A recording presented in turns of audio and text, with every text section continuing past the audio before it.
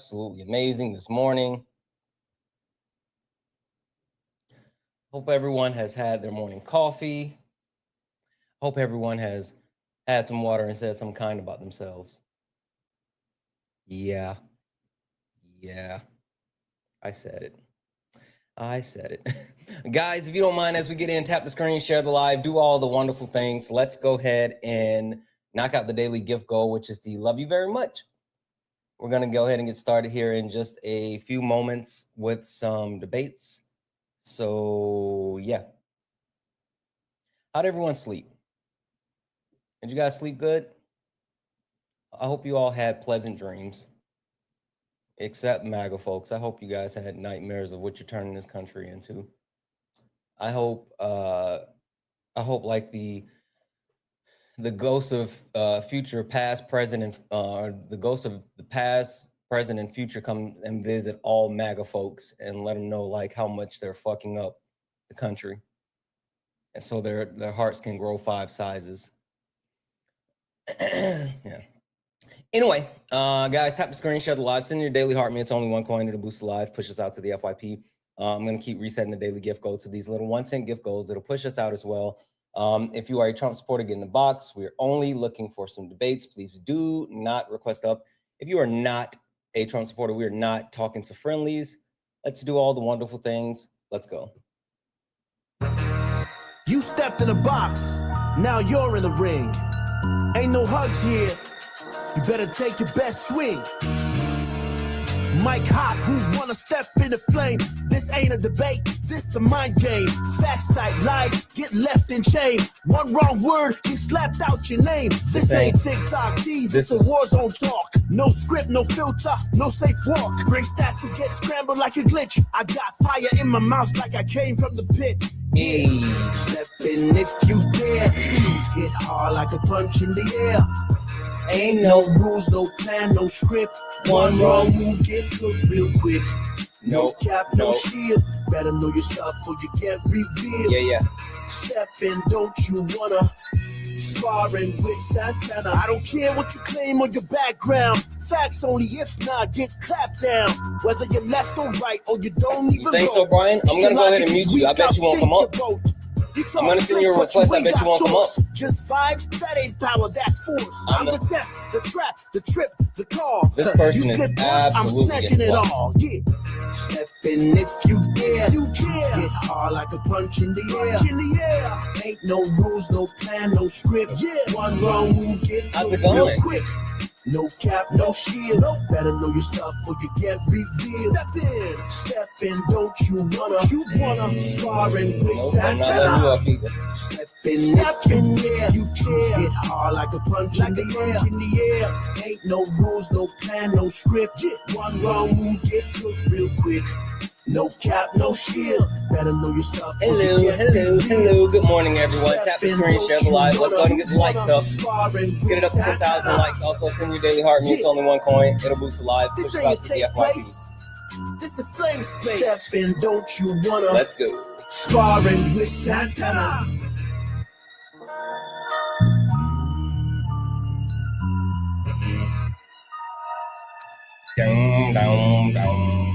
Guys, welcome in. This is Sparring with Santana, one-on-one debates with Trump supporters. If you are a Trump supporter, get in the box. If you're someone that supports Donald Timothy Trump, get in the box. We are only looking for some debates. And like guys, they're trying to start the weird shit again this morning, but guess what? Gotta get up pretty early to get over on the old Santana. It's that TDS baby. Yeah, let's talk about it. I'm gonna mute you. I bet you won't come up. I bet you won't. If you're a Trump supporter, get in the box. We're only looking for some debates.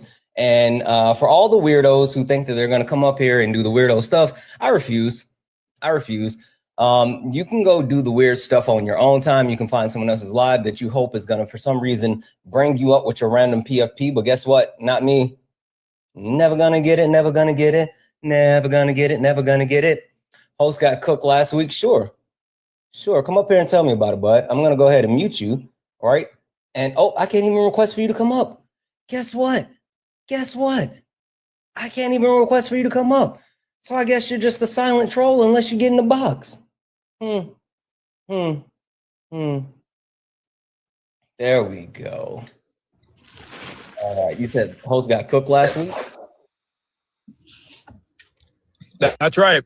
Yeah, I think I who? cooked you. It was live on YouTube. I watched it back, and I actually clapped and applauded it myself. It was great. Oh, okay. Okay. All right. Yeah. So you live in the land of delusion. Got it. Okay. Cool. I don't remember you, but let's see if you can make an impression this time. With that being said, hold tight for a second because I have a proper introduction. This is for any and everyone who doesn't know who I am or what this is. Exactly. Ladies and gentlemen, welcome to the main event.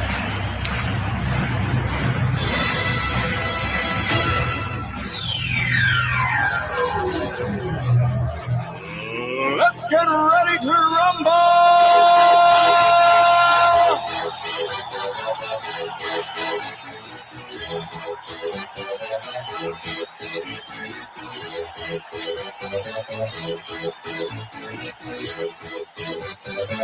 Y'all ready for this? Guys, welcome in. This is Sparring with Santana, one-on-one debates with Trump supporters. If you're a Trump supporter, get in the box. If you're someone that supports Donald Timothy Trump, get in the box. We're only looking for some debates, guys. Please do not request up if you are not a Trump supporter. We're not talking to friendlies. With that being said, if you're a friendly, tap the screen. Let's go ahead and get the likes up to 25,000 likes. Let's get the shares up. Also, guys, can we knock out the daily gift goal? It's the little love you very much. If we can knock those out a couple of times, it's the little 1 cent gift goals. If we can knock those out a couple of times, it'll get us some push out to the FYP so we can get some more people in here for some debates. With that being said, what's your name? I don't remember you, and I don't want to call you TikTok user or whatever. You can call me Bobby. Bobby. Okay, perfect. Bobby. So he remembers me now. Bobby last time? Yeah, you did. Okay. Well, you were insufferable, right? No, I just routinely smoked you on immigration because you don't know what you're talking about. Oh, no, you slurred and ran. No, I didn't. I absolutely did not slur. You literally did. You slurred and ran. I remember you now. One, I didn't slur, but I did leave. And right before I left, I said, I don't even know why I'm wasting my time with this. And then I left. You slurred and ran. I remember you. I love how you accuse me of slurring. Why don't you pull it up then? Yeah, remember last time we talked, I'm not going to go through something, and you had lied about something I said. Long time. We caught you live in chat. 400 people witnessed it, and it was live on YouTube. It was great. And you got smoked on YouTube, 4K. Holy shit, that's not good for you. Anyway, let's go ahead and get into it, right? And this time, let's make sure John Wayne was there. He said I didn't slur, by the way. John Wayne's a troll that's in the not only in the chat but in the request, but literally just wants to come up to do the weird shit. Seems like everybody who disagrees with you is a troll. Curious. No. Just him. Actually, there's a couple of people. Santana smooth. The people that actually, hey, bud, lock in. Let's lock in. Okay, so let's go ahead and do this. Now, I want to talk about a couple of different things because Donald Trump is on a, not even necessarily an apology tour, but he is priming the pump for the losses that the Republican Party are getting ready to take, right? And not only that, okay, you have other Republicans starting to rebel against Donald Trump. You have the Indiana Congress who said, nope, we're not going to do this map shit. You got Marjorie Taylor Greene leaving. It's just a lot that's happening in MAGA land. And then yesterday, on top of that, Donald Trump made fun of a person and their wife who lost their lives. And he's really just scraping the bottom of the barrel. So help me understand, what's the defense for Donald Trump now where he's openly admitting that he's getting ready to lose and he's being a horrible POS at the same time? How are you still defending / supporting him? That's really not what I'm defending or supporting. I mean, he has specific policy directions that I support, but I'm not going to support every tweet that he makes. I'm not going to support every single thing that he does that I'm not in the room to give my consent for him to do. He's a grown man. I'm a grown man. I don't have to, treat him like a child or anything like that. It's a pretty simple concept. Got it. So the amount of harm and negativity that he is causing is outweighed by what you think that he's doing that's a positive? I think that if the president tweets something and it genuinely negatively impacts your life, I think you should turn your phone off and stop being a little girl. That's what I think. Yeah, I mean, I think that's a little bit hyperbolic because, you know, the president could. Is that too far? Is that a little too far right-wing extremism for you? No. Well, if you stop speaking while I speak, you can actually hear my perspective. The point that I was making was that's a little hyperbolic because the president actually has the ability to tweet out things that would shift markets or send countries to war. So for you to sit here and say that if he tweets something out and it affects your life, you're being a quote unquote little girl. That's if it emotionally affects you. Yeah, I think you're a little girl. That's right. Like if he tweets about somebody like a news thing, like a pop news thing, like someone, you know, is unalived or whatever.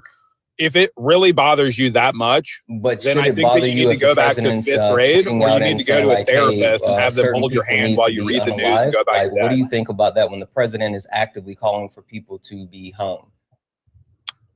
Yeah, well, I mean, I think we should ask why is he doing that, and then we should have the conversation why. I don't think that calling for people to be hung is just inherently a bad thing. I mean, what if they deserve it? Yeah. That's interesting. This is like, damn. So, okay. How about we not talk about in hyperbolic terms? Let's talk in reality. He was specifically talking about the Congress members that wanted the U.S. military to remember their actual code and that they wouldn't abide to unlawful orders. So, being specific, do you think that that was justified by Trump? I've seen people on both sides make the argument that they actually did legally break a rule where the punishment for that rule would have been treason. So I think that unless you're like going to make a constitutional argument or you're a law scholar and you want to debate with other law scholars, you have to let me finish. I think that what they did is borderline. No. I don't want you to keep steamrolling. I want you to stop where you were. What rule did they I want you to stop answering me, son. You're making me look like a complete idiot. Listen, Buttercup. You can steamroll. Oh, now he's calling me Buttercup. I would like for you to tell me what rule was broken. I didn't say that I know the specific rule. I said that I have watched two people who make the legal argument that they broke the rule and that they didn't break the rule. So I can see both sides. Okay. So unlike you, I actually have the perspective of both sides, whereas you here saying that I want your perspective specifically on it. I don't want you to play the fence. I would like your perspective, a specific perspective. So I'm sitting here saying, hey, where do you actually fall? Not on the fence. Which side do you fall on? It doesn't really matter what side I personally fall on. It does for the continuance of the conversation. Completely irrelevant. It literally does for the continuance. No, because you're asking me if you think that Trump calling for people to be hung is inherently a bad thing, or if it's a bad thing. So I'm telling you that the context behind it is a little bit murky. The thing that I want to know is with everything that Donald Trump is doing and calling for, you said that him putting something out online wouldn't be a bad thing. I'm saying specifically him saying that he wanted to HUNG current members of Congress for seditious intent. Is it a bridge too far for you? Yes or no? I don't want to see. I want to hear both sides. I want to know, is it too far? His tweet calling them treasonous? Say it again.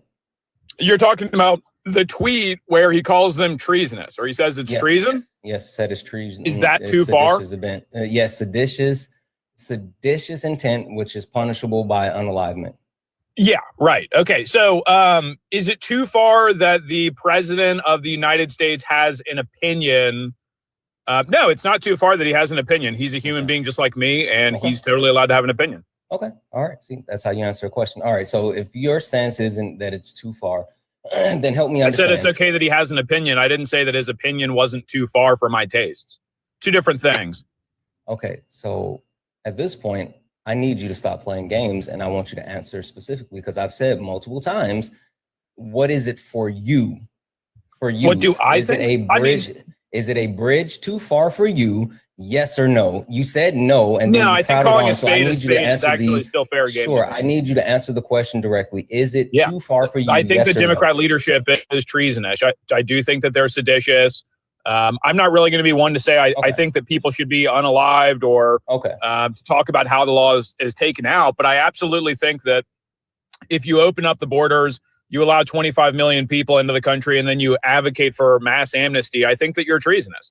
Okay, so none of that happened, and I'll let you prattle on. But thank you for answering the question. Well, Yale and MIT. The question was, made 22 million. The question was, Was it too far? And you said, no, it's not too far. So perfect. All the rest of the shit that you said is absolutely Casper, the friendly ghost. It means absolutely shit to me.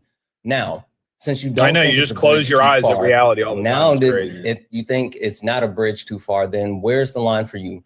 What is the point that Donald Trump has to get to? Because not only is he violating the Constitution and individuals' constitutional rights, not only has he crashed the economy in multiple ways, not only has he embarrassed the United States on a world stage, but now he is threatening to take the lives of Congress members. And all of this is not a bridge too far for you. So the question is, where's the line for you? Well, it's kind of funny. So I just talk about the number of illegal immigrants and promoting mass amnesty, and you say that that's a ghost. And then you just say, well, he's ruined our reputation. He's crashed the economy. All you operate. The reason why I said that it's a got your finger on the mute button is because your argument doesn't hold up. Actually spend it off to something else is not what I'm looking to do. You know for a fact that it's not 25 million undocumented immigrants. I'm not going to play these stupid games with you again. I don't care. You couldn't prove it last time. Why does MIT agree with you? You're not going to prove it this time, and you're not going to run. So I don't want to get you. I don't want to get you on something that's going to make you run. You're crashing out already. So I would like for you to lock in and focus on the question. Where is the line for you? Yeah, so to answer the question, I mean, obviously you can only answer the question the way that you individually would like to answer the question. So you started the question with a lot of assumptions and you said things that I just fundamentally disagree with. So yeah, and I agree with David, when you mute, you're losing. Totally agree with you. It's very obvious. Shit about you nor David. David, I know. Well, you're just losing live in front of 765 I want you to focus because now you're running again, bud. I don't want you to run. I don't want you to obfuscate. I don't want you to sit here and try to pivot. I want you to answer the question directly. The question is, Bobby, where is the line for you? Everything else that has been done is not crossing the line for you. You feel like that Donald Trump is still someone that you're willing to support because you think that he's doing something beneficial. With that being said, I need you to answer the question, where is the line? Also, King E, guess what? I can mute in the comments as well. How about you get in the box and you find out who's losing? Anyway, Bobby, where's the line?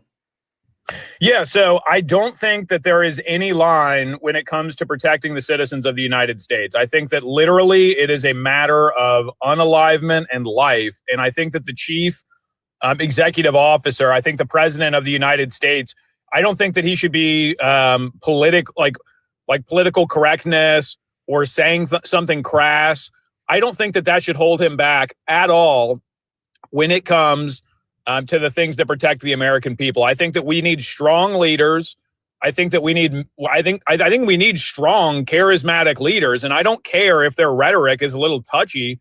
Some of the most powerful, most dominant, influential men on the planet were a little bit crass and a little bit, aggressive and dominant. So, yeah, I'm just not going to subscribe to this idea that every single thing that he does is somehow politically not correct. It's too mean. I mean, who are we as a society? What are we, eighth grade girls? Is this how we run the country now? Got it. Okay. You see, I didn't mute you because you were actually answering the question. Do more of that. Do more of that. I can do less of the muting. One other quick question for you, just as a sidebar. Is this Chris? My name is not Chris. I don't know you. Are you talking to the other guy on the panel? You know I'm talking to you. Is this Chris? Be honest. Bro, I have had literally like 3 or 4 different people on here swear up and down that I'm a guy they know. And I'm telling you right now, I'm completely anonymous. No one knows my name on here. I've never said my name on here. You'll never know who I am. That's fine. That's fine. I was just unless you're a hacker. All right. So let's get into it, because again, you're saying that the president of the United States, and I'm surmising it, in your opinion, there's no bridge too far as long as they're doing things in the protection or furtherance of what's best for the people within the United States. So just to continue to test that logic, sure. You are perfectly fine with the pending war with Venezuela, yes or no? I don't know the entirety behind it. I mean, I don't spend a massive quantity of hours looking into every single issue. So the Venezuela conversation is not one that I really am too informed to have a conversation on, though. I can tell you this, what my instincts tell me. Mm-hmm. My instincts tell me that the left is fear-mongering the entire country, saying that Trump is unconstitutionally trying to go into some other country and that we should all stand against this terrible fascism. Mm-hmm. My instinct is that there is probably some kind of practical reason. And so I don't know. I'd have to read into it before I could really. So I think it's super interesting that you haven't read into this, because I don't know who you've been listening to, and it's wild that you immediately go to the left, but the actual Trump administration has been positioning themselves for a war with Venezuela, and that's why I say it's super interesting that you don't necessarily know the things about this. They have shifted over 15,000 troops in the Navy. They have moved in naval destroyers. They've moved in like Black Hawk helicopters, and also I forgot what the other helicopter was. It's like some crazy helicopter. They moved this Navy ship called the Ghost. It's is like stealth and not invasions, but gosh, what's it called? Not invasions, but like when they have covert missions. Anyway, they moved all of this different U.S. military personnel into the area, and then after completing the actual boat strikes, Donald Trump has been on record saying that he is not ruling out going boots on ground with U.S. troops in Venezuela, and as of recently, just a couple of days, has now said that they are preparing to start land strikes, no more boat strikes. So he's literally saying that they're getting ready to go into Venezuela and start striking in Venezuela. With that being said, yes, you can say, oh, I need to read up on it more, with the outline of the understanding, the positioning as far as that I've placed in front of you, right? Knowing that the military is now in the area. Donald Trump is openly saying that we're getting ready to strike Venezuela on land. And last but not least, one thing that I didn't mention, there was negotiations prior to this where the president of Venezuela offered the United States controlling interest in their natural resources, gold, oil, different rare earth minerals, and then also offered to cut ties with Russia and China. And Marco Rubio and Donald Trump both turned down that offer. So with all that being said, what's your position on the posturing for war with Venezuela?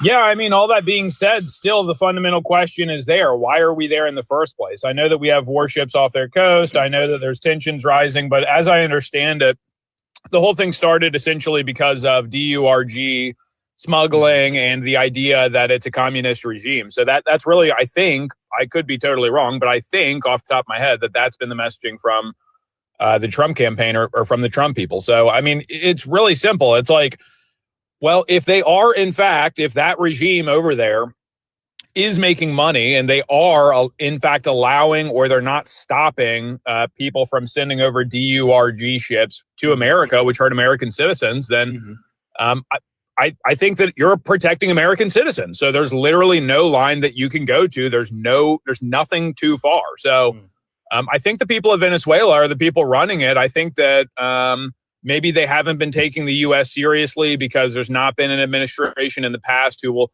genuinely punish you if you allow DURG to get across your border and into our country. But it seems like Trump is actually taking that seriously, and it sounds like he's actually putting his money where his mouth is. He's literally saying, hey, we might come in and take your country over if you don't stop it. So I actually appreciate somebody who would want to go a quarter way across the world to prevent more American citizens from being the victim of terrible DURG addiction and crimes and all the things that go along with it. Not to mention the DURG prop also. I don't want you to keep going too far. Hey, you see how I sat there quietly and let you go? Like, I started speaking, and all right.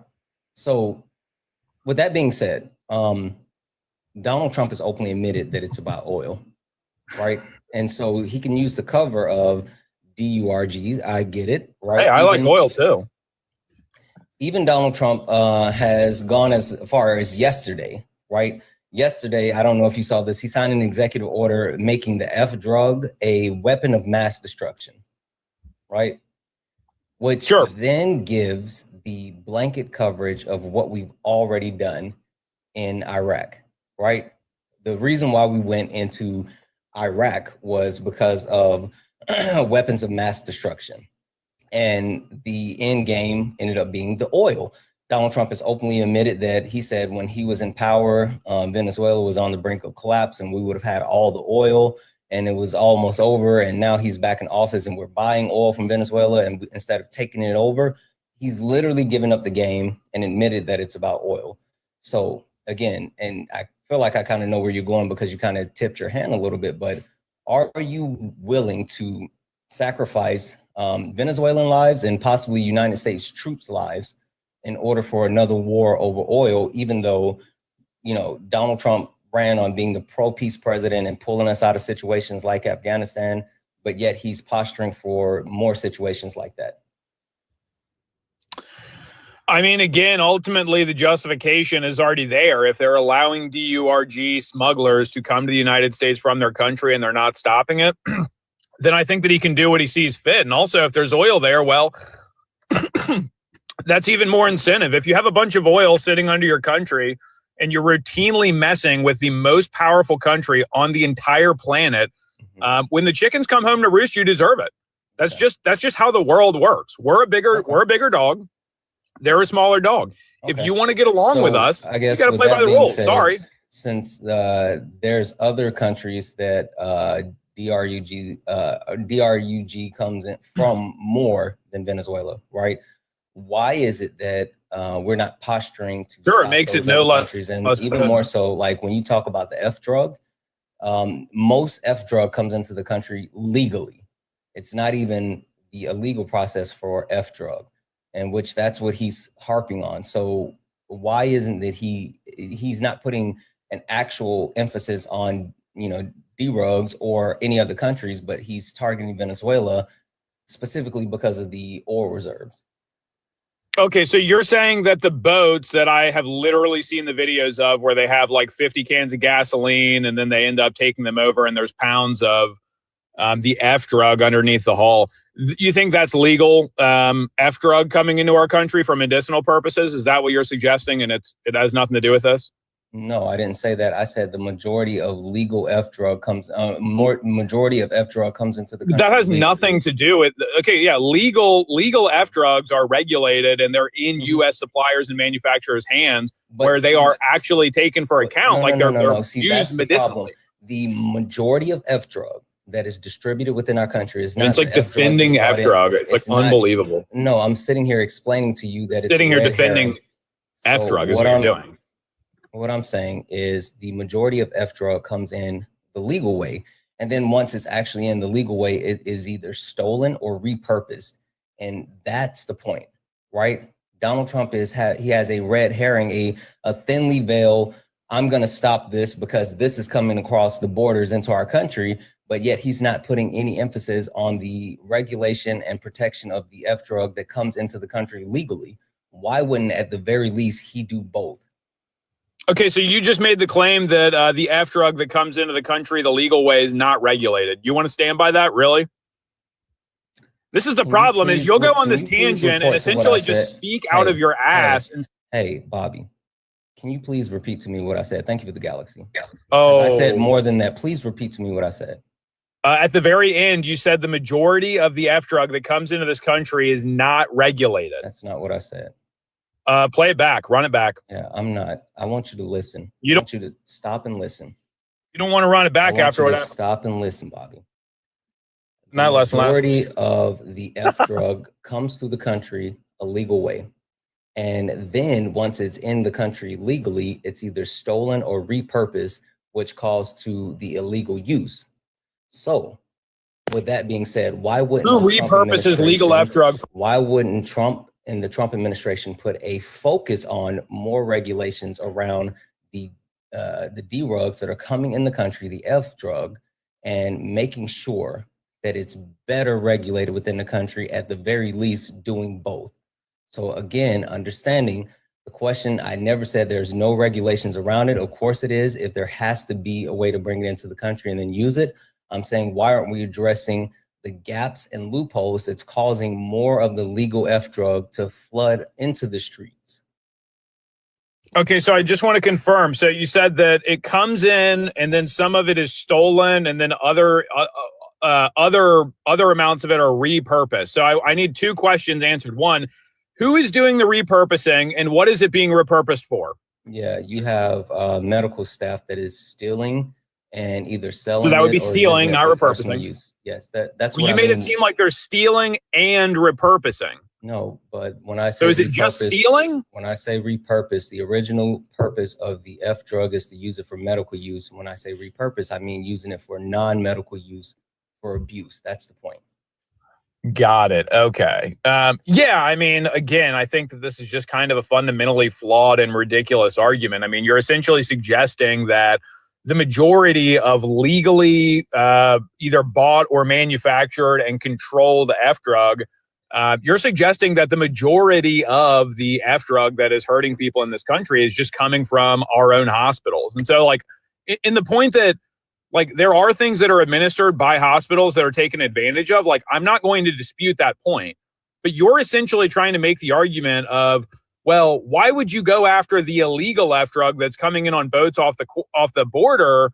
Why wouldn't you go after this? And I'm suggesting that you should go after both. So your argument here is basically you shouldn't go after those Venezuelan boats. You should go after the stuff in your own country. And your argument as to why it's wrong to go after those boats. I'm going to stop you because, again, you're not listening. I didn't say that. At the very end, I said, at the very least, why wouldn't you go after both? I didn't say one or the other. I said at a minimum, a very minimum. Got it. Why wouldn't they go after both? So, yeah, I mean, another really easy one. Okay, so do you think that the federal government, as it sits right now, is not at all in any way going after the F drug that's stolen out of hospitals or anything like that? You think that that's not happening in any capacity whatsoever? What I'm saying is that I think that there hasn't been any type of hyperfixation or reports or any type of active action that has been displayed by the Trump administration to address that. And with that being said, he has put a huge amount of attention on Venezuela and these boats. And so at the very least, there should be more conversation around the actual, and it looks like here, this comes directly from the DEA, United States Drug Enforcement Administration, and they talk about 42% of the actual, it says here, F drug that has at least 2 milligrams or more, which is a lethal dose, is repurposed for medical use and actually sold for private use, which has affected over 500,000 people. And this is from a 12-month study in comparison over year. They compared January 31st, 2020 to January 31st, 2021. Let me see if I can find more recent numbers, but this is what they're saying as far as like the legal F drug that's being repurposed. So the higher amounts that are on the streets are coming from medical usage. Yeah, well, I appreciate you fact checking that because, I mean, ultimately this kind of plays to my point. So the majority of this chemical is coming in illegally. It's not being repurposed or stolen. And then the other part is you kind of admitted your game here. I mean, you actually have admitted via statistics that you just read that the bigger issue is actually the illegal coming in from the border or what have you, not the stuff that's being repurposed. So how is that? How? Well, because the majority of what you just said, you said 41% or whatever for the repurposed stuff. 42%. Yeah, so that's less than half.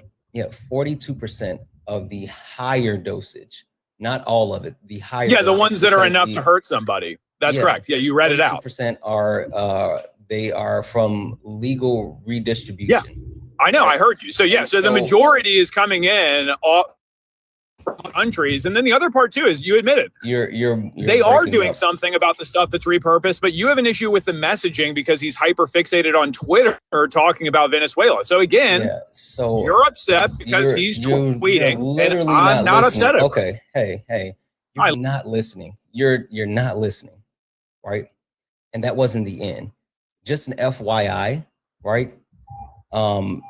From this very study, it says 55.6% of the people that OD from the F drug, they OD from the legal F drug that's in the country. So while 42% comes from legal repurposing, of that amount of ODs, 55.6% of people are losing their lives because of the access to that higher dose that came in legally. So the point still stands. That's not how that works. No, it's literally how it works. 55.6% of people that OD is ODing off of the legal repurpose. The point being made is that with people actually losing their lives in this crisis, 55.6% of the people losing their lives is because of the medical F drug that's being stolen and repurposed. Sure, yeah. So I'd like to respond to this, and this is actually, I mean, this is where we need to, as adults, we just need to use a little bit of critical thinking here. So, like for instance, so we know that the amount or the amount, the deadly amounts when we're looking at the stats, we're finding that the majority of it is coming from overseas. But for some reason, the OD rate is higher among people who are using the actual medical stuff. Well, this would probably be pretty easily answered by just knowledge about practical illicit drug use. The stuff that you would get that's actually legal is going to be much stronger. It will not be cut. It'll be full dose. And so what you probably have is you have a lot of people who are probably getting their hands on legal stuff.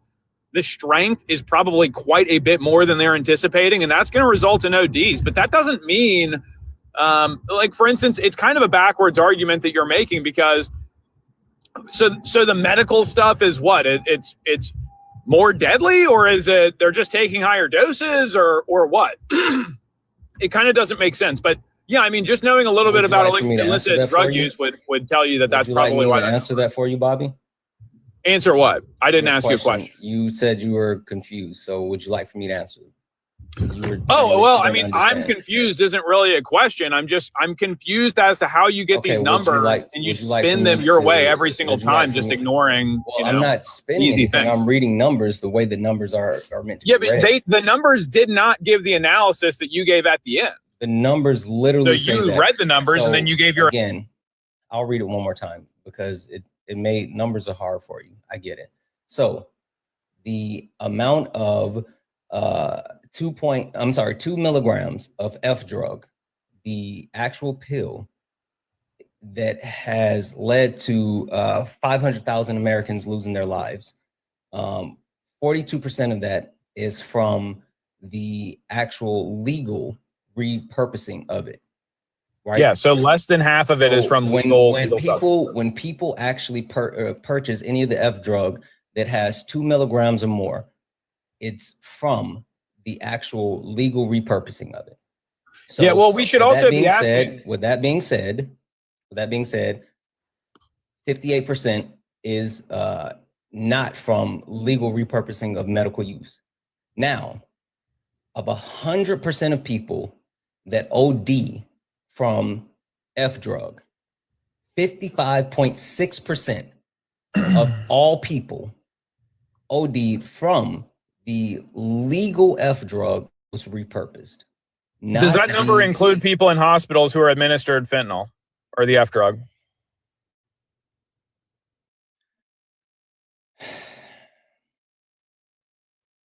Literally did that on purpose. He literally did that on purpose. We've been sitting here saying the F drug the entire time, and he did that on purpose. He knew that he couldn't say that online.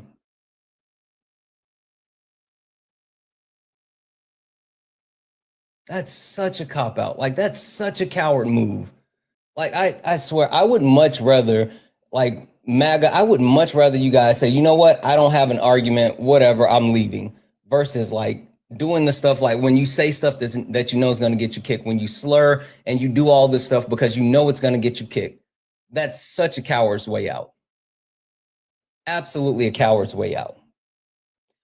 Only request up if you're a Trump supporter. We're only looking for some debates. Please do not request up if you are not a Trump supporter. We are only looking for some debates. Only looking for some debates. Hi, are you a Trump supporter? Santana.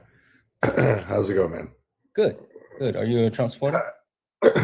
I'm not, but we've talked before. The guy that was talking about the F drug. All right. I appreciate you guys. We're only looking for some debates. Please do not request up if you're not a Trump supporter. We're only looking for some debates. And it's super interesting how, like, I can see Trump supporters watching, but they're not in the request. It's super weird. Let's see here.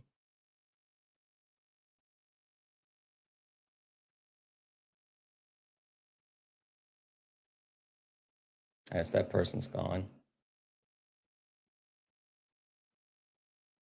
All right.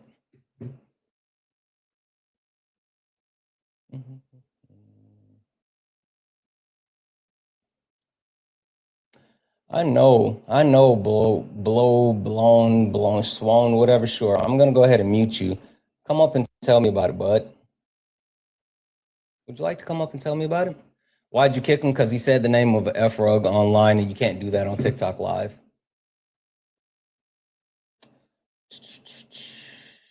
I am positive that. All right, let's see what happens. Okay. Hi, are you a Trump supporter? You really waited just to do that. You guys are so weird. And like, not even just weird, but you guys, like, you're not even funny. Like, you're just weird people, and you get upset when no one accepts you. You get upset because your family doesn't like you, that it's the holidays and no one wants to be around you. You get upset that you go in public and people treat you like you smell like shit because you act like shit. You guys get so upset that people are sitting here calling you racist and sexist and homophobic and transphobic. It's because you guys are the worst people that we can possibly imagine. You have no substance, you have no morals, you have no self-control. You can't even have a common conversation because your brain is so warped. You guys are literally smooth brain imbeciles. You can't even function like a normal person in reality because the only thing that you want to do is crash out, slur, lie, and you have these responses when people actually say like, hey, there's some shit happening within our country, and you sit there and say, no, it's not, I voted for him. What are we doing? Are you a Trump supporter? Are you a Trump supporter?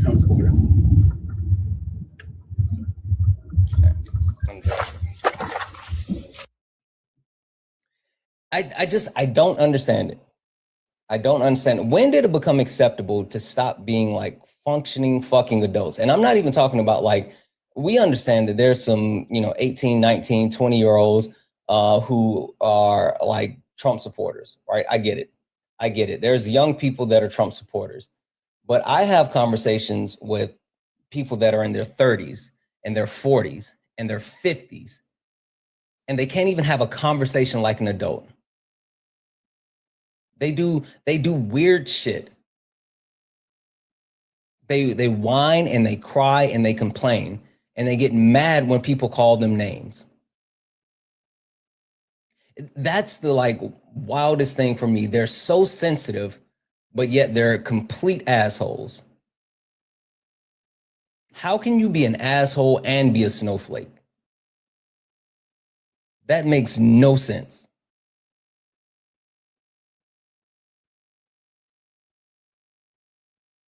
And then you're too much of a coward to actually defend what you believe.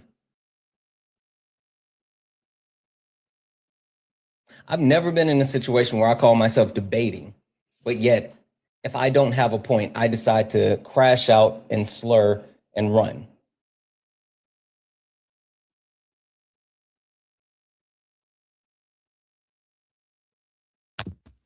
Santana, I love you. I love you. I love you. I love you. I love you, Santana.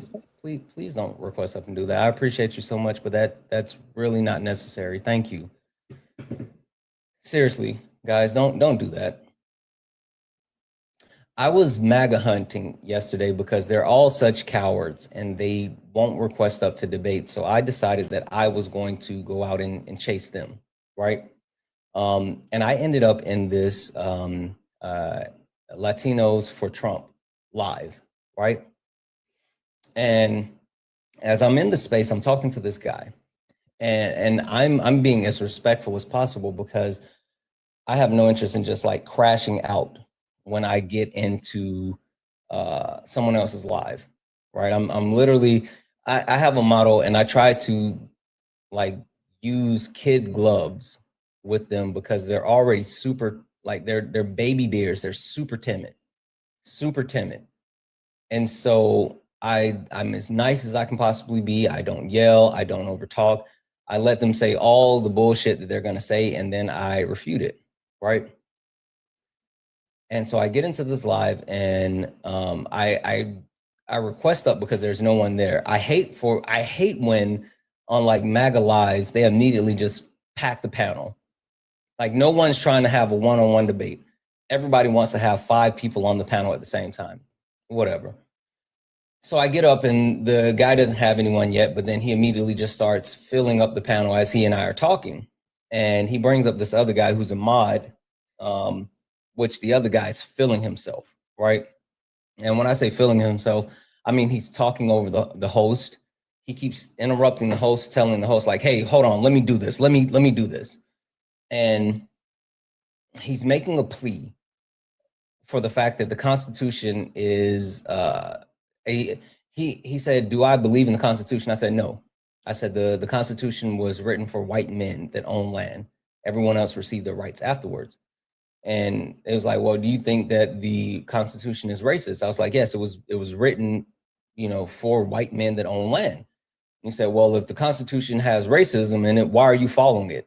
I said, "Well, that's the law of the land. While I may disagree with the Constitution, I live in the United States of America, so I have to follow the law of the land." And their premise was that doesn't make sense. Their premise was, if I think that the Constitution wasn't written for Black people, then I shouldn't actually abide by the Constitution. That makes no sense. But regardless, I continue to try to have the conversation, and he finally gets upset, and he drops the co-host, right? Or the moderator. He drops everyone off the panel except me and him, and we're sitting here talking, right? And I'm sitting here refuting the things that he's saying. And we're talking about, again, this guy is, he said he's Latino for Trump. And he's talking about how he's good with the ICE raids. He's good with the support of ICE. He's good with stopping immigration. He's okay with the way that people are being treated. He said that he doesn't think that there's any such thing as human rights. So there's no violation of human rights. And which I had to explain to him, like there's literally human rights laws that are agreed upon on an international level. But then I made the point to him because he is a white presenting Latino man, right? And that really upset him when I told him that he was white presenting, right? And so once I told him he was white presenting, he was like, "What are you talking about?" And I said, "If you are in a crowd with a bunch of other Black and brown people," I said, "you would be, you not saying that you wouldn't be targeted, but you would be targeted later. You wouldn't be the first person that someone comes to." And I turned on my camera. I said, "Take a look at me." I said, and I was going through the whole point as far as like, some people think that I'm Latino, even though I'm not, I'm just Black. And I was trying to explain to him that, he's white passing, and he immediately starts to call me the N-word, right? Immediately, "Nah, my N-word, nah, my N-word." And I'm like, "What the fuck are you doing?" And he said, "Nah, I'm Black, I can say it." "What up, Zeus?" And I'm like, "No, you're literally a white passing Hispanic man." He said, "No, I'm not white, I'm not white." And it was the weirdest thing, right? It was the weirdest thing from him not understanding his privilege. It was the weirdest thing for him thinking that like Latino is a race, and even more so for him doing the whole N-word, and just he like leaned into it. I'm actually gonna make a video about it later.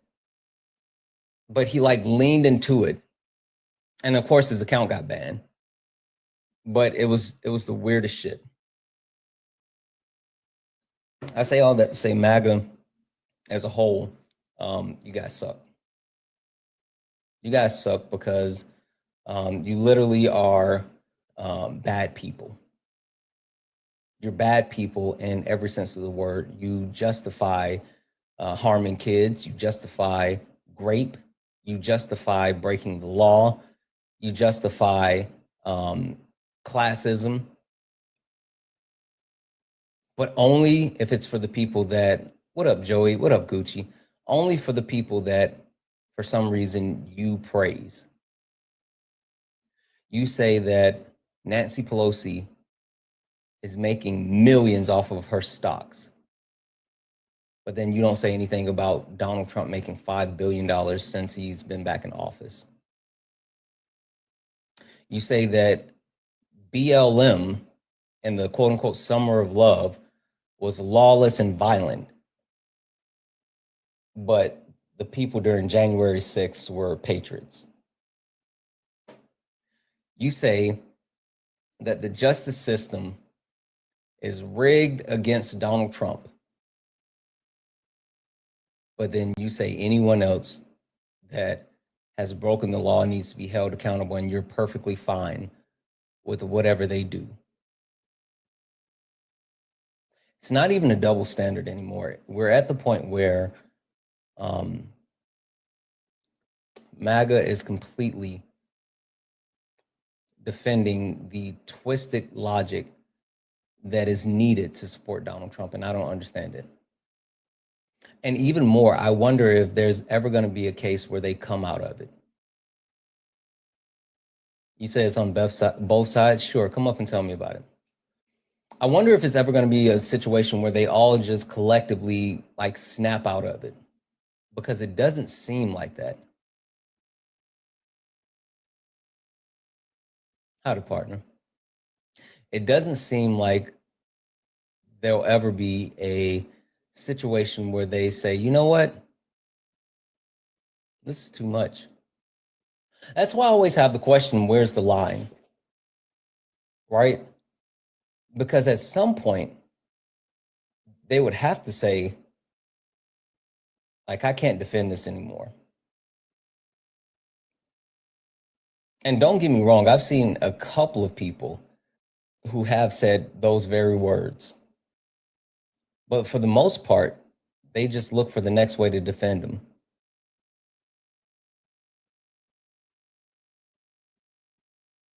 And you know what's bad about, even if they do somehow have a break and they come back to reality?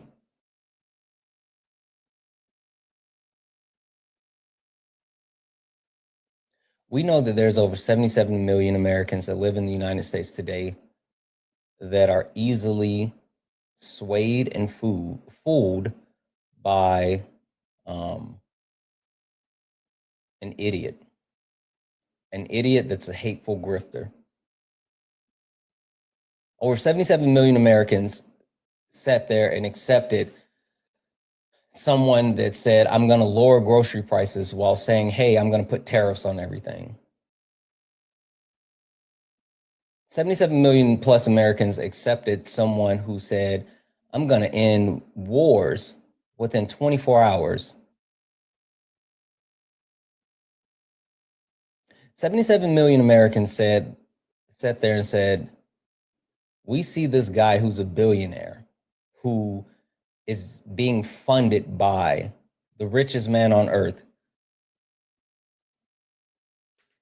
who's cut taxes for other billionaires in his first term, but then sat there and says, I'm doing something for the little people. Keith, I don't give a shit what you want to hear. I'm going to mute you. I was going to invite you up, but you're Canadian, so there's no point. Like, I don't even give a damn. You're not even a U.S. citizen, so you can't debate me. So I genuinely don't care. The point that I'm making is that so many Americans they've made this decision. And it's not just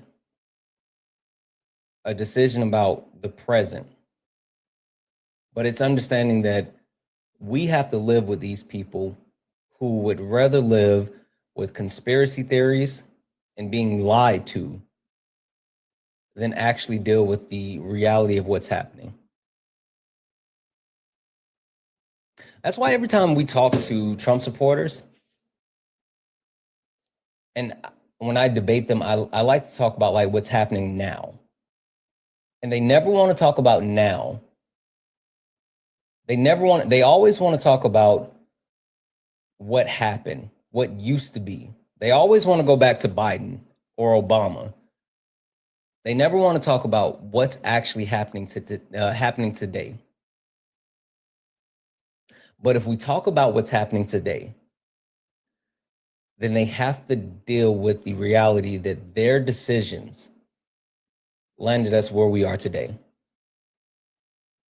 Their decision to put Donald Trump in office is why things are so bad today. And they don't want to talk about why things are bad today because, again, then they have to take the blame for fucking things up. And we know for a fact that the one thing MAGA doesn't do is they don't hold themselves accountable.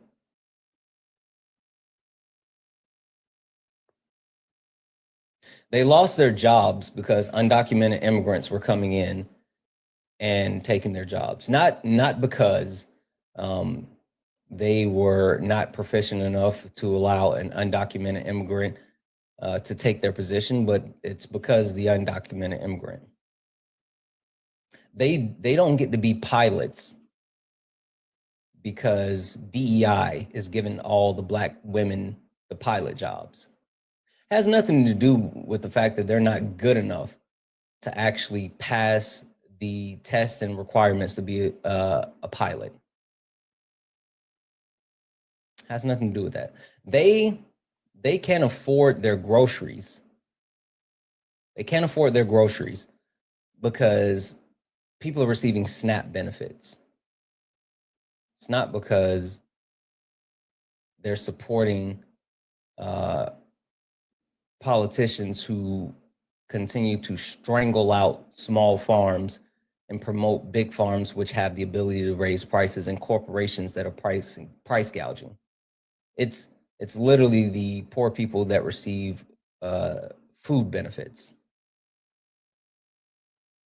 I'm gonna land my plane on this one. This is a story that I tell all the time. Back when I was in South Carolina, I had an older white guy that worked for me. He was in like his mid 40s, and he had 2 younger daughters. Neither one of them actually were in college yet, but they were heading towards college.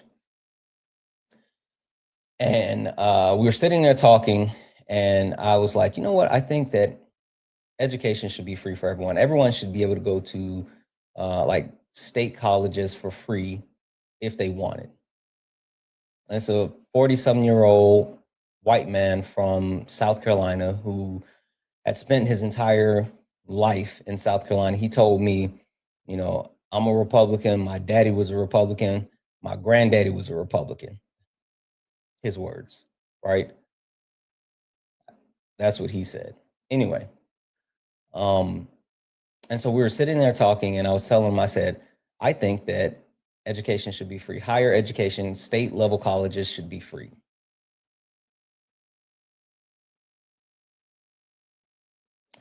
And he said something to me, and this is something I know certain Black people, I know certain Black people are really going to feel this when I say this. When you're used to being like the only Black person in the room, a lot of time the people in the room forget that you're Black. Right? A lot of times that you're the only Black person in the room, the people in the room forget that you're Black.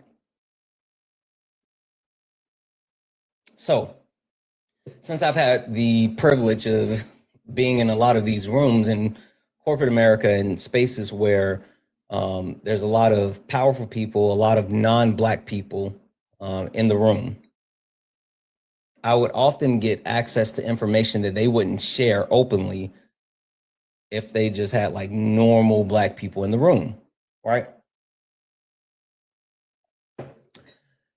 Anyway, so he had a tendency of forgetting that I was Black. And so he told me after I said, hey, I think that all state level college should be free. He said, I don't want people to be able to go to college for free. I said, why not? That doesn't make sense. Why wouldn't you want people to go to college for free? Like, it's a good thing. It would improve our society. And he told me, he said, because if everybody got into college for free, then that would make things harder for my kids. He said, I don't want everyone else to have access because then my kids would have to work harder.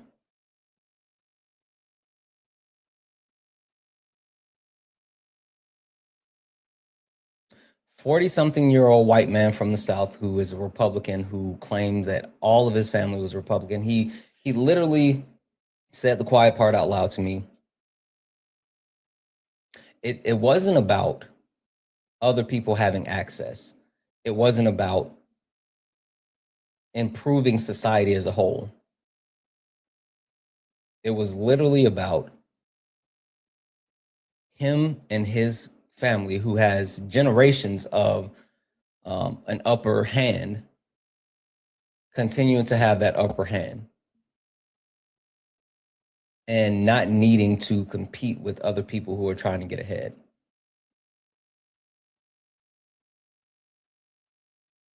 I say this about the group of people that like love to say, well, would you, if you had a daughter, would you want your daughter competing with, boys in sports and da da da da da? When they start talking about transgender people, right?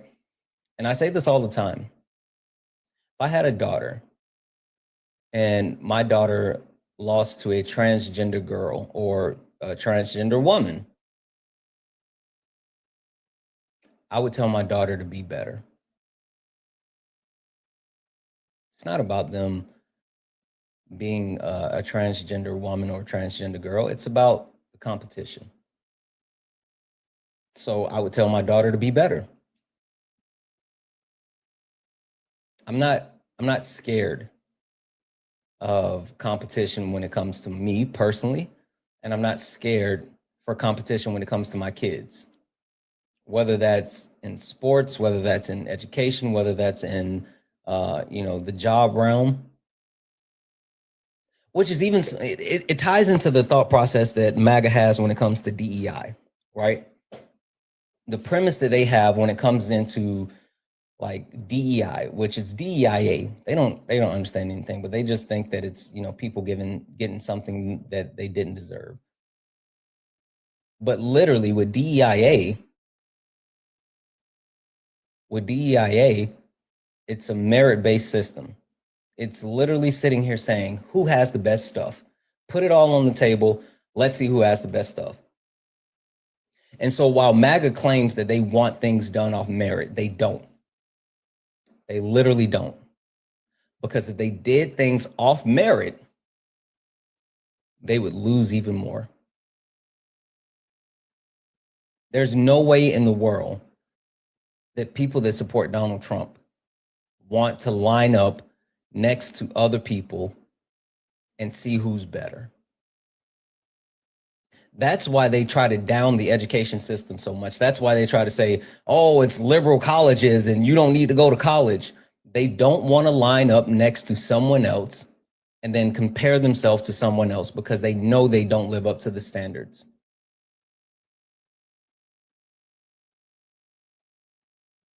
But as long as they have a boogeyman, as long as they can say Black people, DEI, as long as they can say, brown people, illegal immigrants, as long as they can say, transgenders, as long as they can point to someone else and they don't have to look at themselves and they don't have to compare what they're doing. They don't have to take responsibility for their inability. As long as they can point the finger, they're fine. As long as they have someone to hate, they're fine. That's why we are where we are today. That's why when I get up here on TikTok Live, or other people get up here on TikTok Live, and we sit here and we try to enter a realm of thought, right? Because that's what debate is supposed to be. Having these conversations, debating with people, you're literally supposed to be challenging each other's premise of thought, and who can back up their opinions with the most support that sways either the person that you're talking to or the people that's listening. And we talk about MAGA trying to stand on the things that they stand on. Everything that they stand on is rooted in, whether it be hate, whether it be fear, whether it be lust, all of it. All of it is rooted in their feelings. And when you start to break out facts, then their facts don't line up with their feelings. There's never a time that they can sit here and say that something's happening, that the hateful things that they are saying that's happening, there's never a time they can say this is happening and here are the numbers that prove that it's happening. And even when they do try to pull up numbers, they lie. Undocumented immigrants are flooding into the country. 25 million undocumented immigrants. Thank you, the Christmas tree. Where's the numbers? Where's the numbers that says 25 million undocumented immigrants are in the country? It never lines up. But it's mediocrity. Chat, I apologize about getting on my soapbox. I just felt like I had to get that off, so I apologize.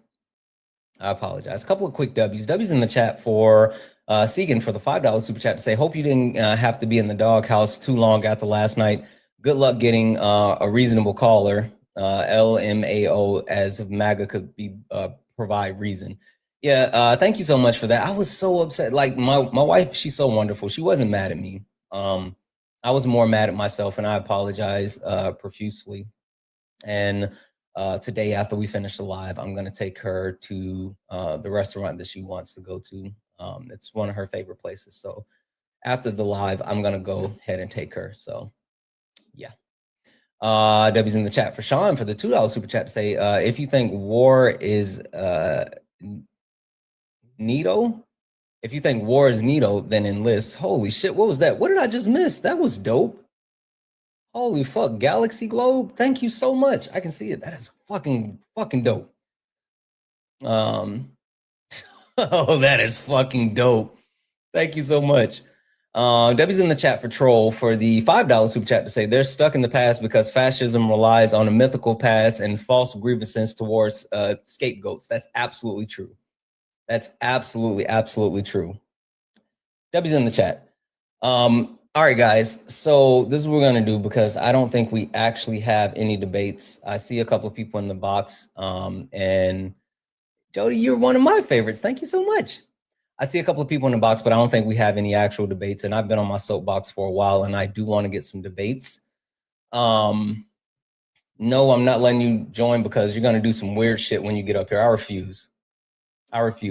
You've been sitting in the box for this long because last letting weird people up, you guys kept doing Nazi shit, Schnazi shit, and putting like corn on the screen.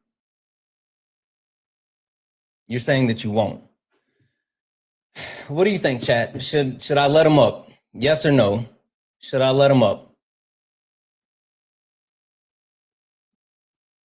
Yes or no? Should I let them up?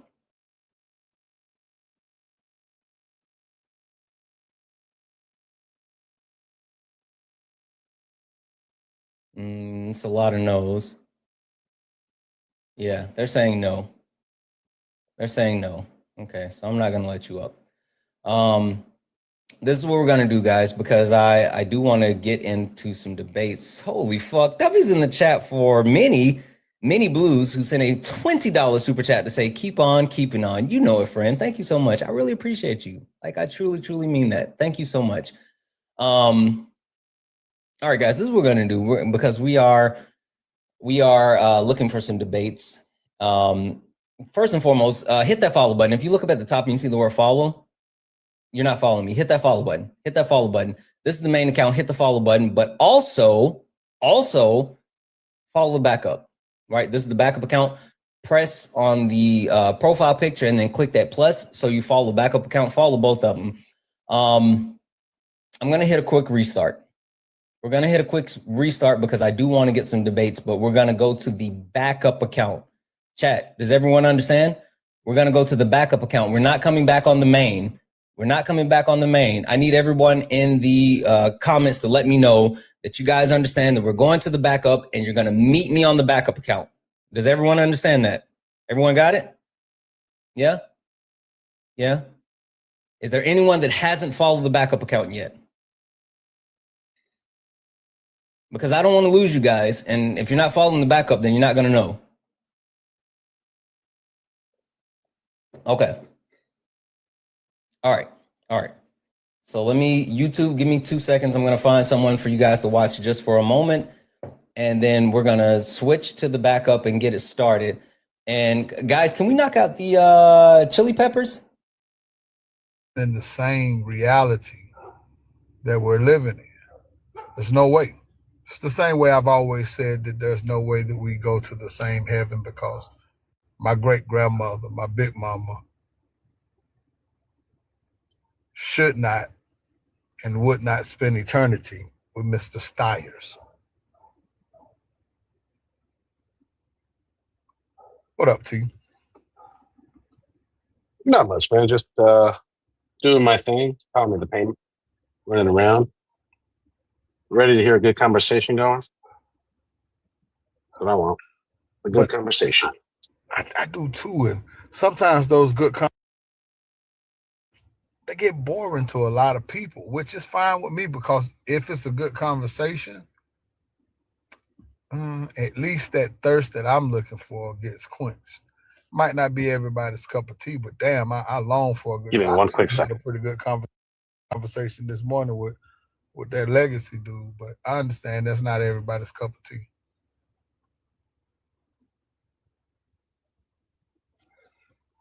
What'd you say?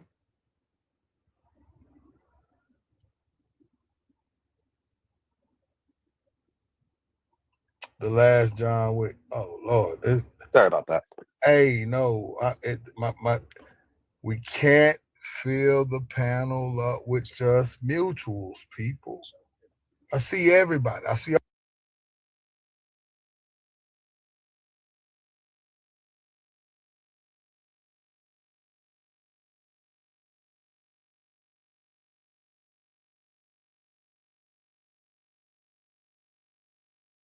Talk T, this a war zone talk. No script, no filter, no safe walk. Bring stats to get scrambled like a glitch. I got fire in my mouth like I came from the pit.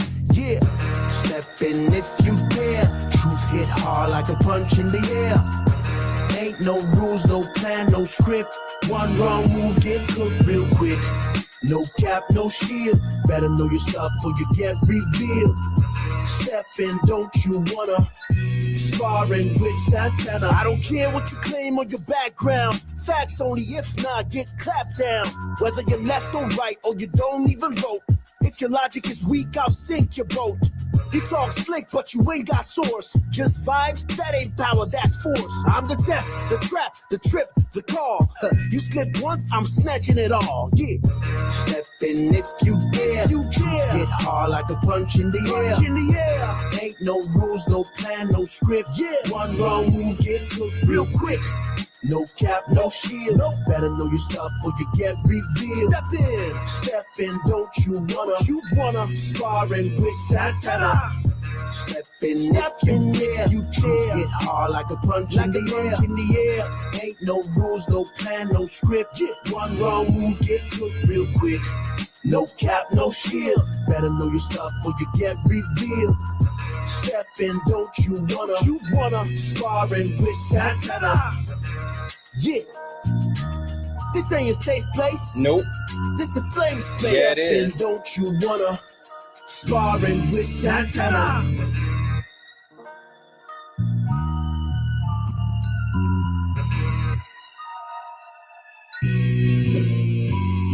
welcome back. We are back at it and we are active. If you don't mind, tap the screen, share the live. Let's go ahead and get the likes up to 25,000 likes. If you are a Trump supporter, get in the box. If you're someone that supports Donald Timothy Trump, get in the box. We're only looking for some debates. Please do not request up if you are not a Trump supporter. We are not talking to friendlies. We are only looking for some debates. If you are if you're friendly, do all the wonderful things. Tap the screen, share the live. Let's keep the likes moving. Also, again, I'm going to keep resetting the daily gift goal to these little 1-cent gift goals. If we can knock them out a couple of times, it'll help push us out to the FYP. Thank you all. MAGA, Trump supporters, I just want to understand, serious question, not even trolling you. How is it that you're still supporting Donald Trump today? I'm a little confused. And maybe you can enlighten me, because I would think after all of the failures that Donald Trump and the Trump administration has had, that you guys would be jumping ship. So maybe you all know something that I don't know. You said it's because you're not supporting him. He's great. Okay, perfect. Look, all right, I'm going to mute you. Futuresports.com. Cool. I muted you and I sent you a request. Come up in the box and tell me about it. MAGA, my chat is not your safe space. I refuse to let you yip yap in my chat. I won't do it. You guys can go find somewhere else where you can find this MAGA live where it's like 12 of you all circle jerking or whatever and talking about how great Donald Trump is, but you won't do that in my comment section. So if you want your voice heard, you have to get in the box. Not gonna do it. I don't care.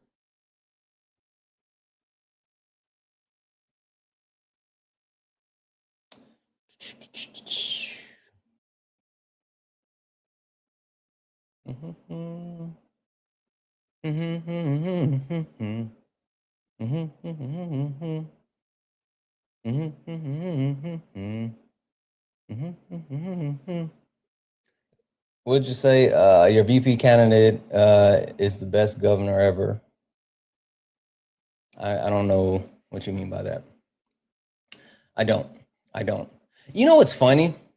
Like, there are actual Trump supporters here, but they're not requesting up. And the reason why I know they're here is because they literally followed me from the other live to this live, and they're here.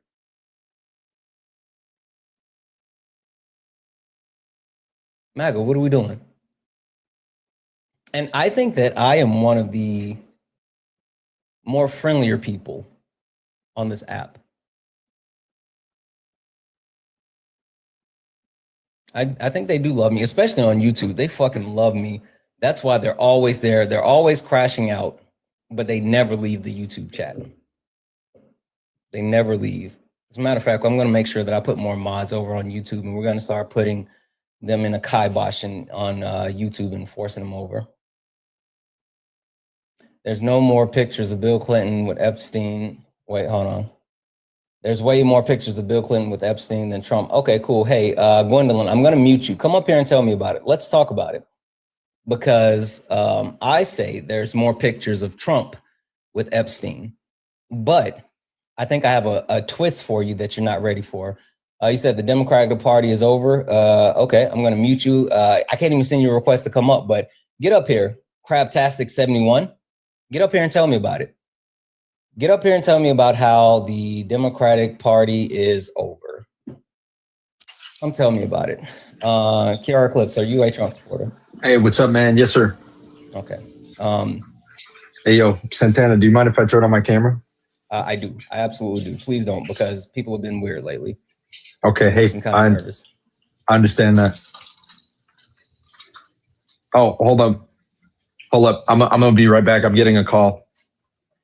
Okay. I'm going to let you go. Can you bring me back up in like 5 minutes? Sure, I will.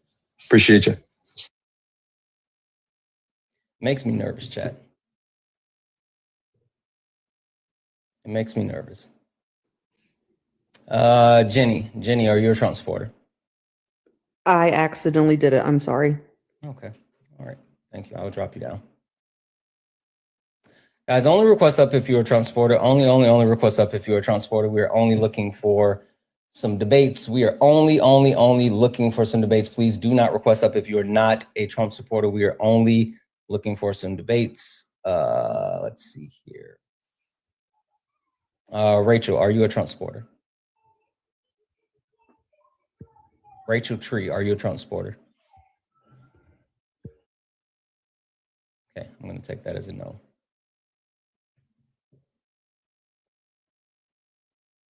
And I'm not letting this person up, even though they're in the request. I refuse to do this. Yeah. So the point being is, I'm hoping that some of these Trump supporters that are watching, because I know, like, I can see you watching. They're not even yapping in the chat anymore because they know my rule. They know my mods will mute them if they're in the chat running their mouths. So they don't even do that anymore.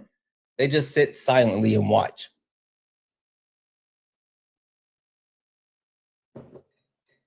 How's the Democratic Party getting stronger when they're sending all their supporters home? I don't know who said anything about them getting stronger, Plants, but I'm going to go ahead and mute you. How about you come up here and tell me about it? Yeah, I can reset that. Thank you for letting me know.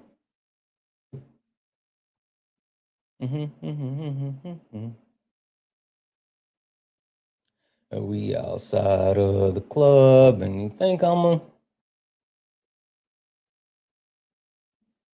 told him, I ain't never scared. I ain't never scared. I ain't never scared. What up, Swan? All right.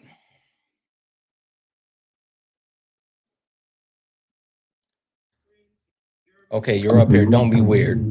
Oh, I promise I won't. I won't. You promise? Promise. I love you. Oh, okay. You sound kind of far. Are you a Trump supporter? No, I just love you. Okay, I love you too. You have a good day. Yes.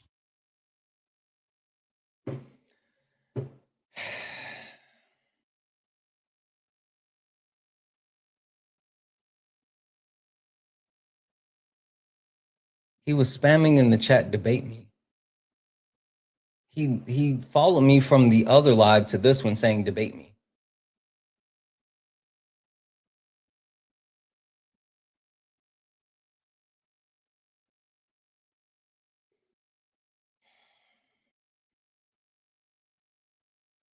I love you too, but like seriously, we have boundaries. Thank you for the cake. And MAGA never joined because like they're terrified. And then when other people come up, like it literally scares them away even more. Democrats have no way of winning the next election. Okay, sure, John. You have 0 followers, 0 following. I don't care what a bot says. I genuinely don't care what a bot says. I'm not even gonna tell you to request up because you're fucking bot. So who cares? We want to make America white. That's what's wrong. What's wrong about that? Sam, I'm gonna mute you and you can kiss the darkest part of my ass. Sam, how about that one? So.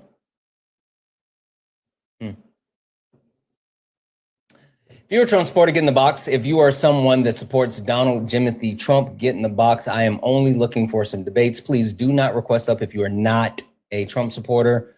We're only looking for some debates. And it seems like MAGA is terrified. Thank you, RC. I love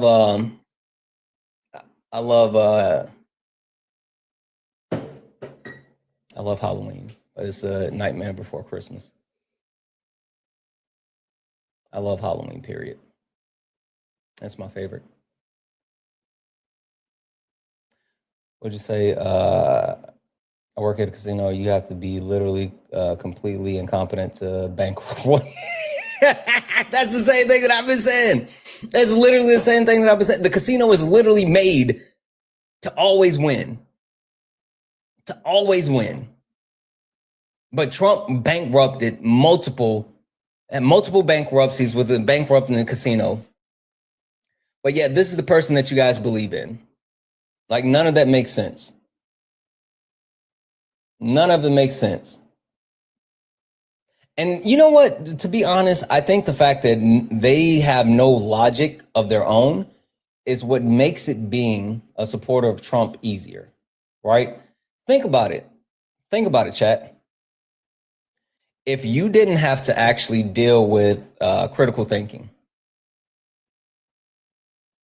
if you didn't have to deal with critical thinking, wouldn't that make it easier? Would y'all support violence, celebrate? Sure. Sebastian, I'm going to mute you. Come up here and tell me about it, bud. Come cry on the panel instead of crying in the chat. MAGA, come cry on the panel instead of crying in the chat.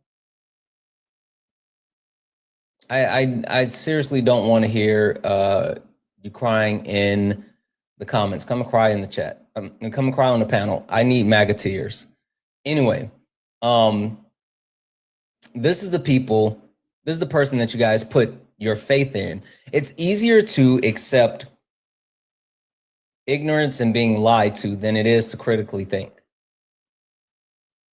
But yet MAGA deems themselves to be the party of thinkers, right? Better than the Democrats. That's what you say? Okay, cool. Hey, Crafty, I'm going to go ahead and mute you. And I'm going to send you an invite to come up to tell me about it. They never take the invites, chat. You voted for Waltz. Yeah, I did. Now I'm going to go ahead and mute you, Muse, and I'm going to send you an invite to come up. They are so bold in the comments, but yet they never accept the invite to come up. And then, you know what's funny? I mute them, and then they leave the chat. Thank you for the boxing gloves. And then they come right back. They think that if you leave out and then you come back in, you're going to be able to chat again, not understanding that I muted them for the entire live. So the only way their voice is ever going to be heard in this live is by getting on the panel.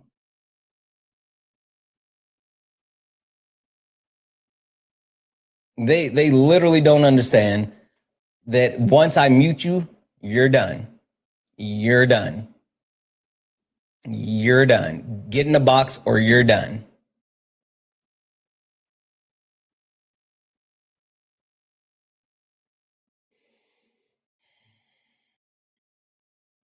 They're terrified.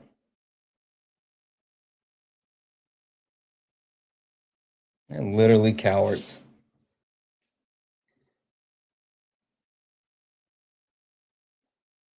You know what's interesting, though? You know what's really interesting? It would be much easier if they just admitted it.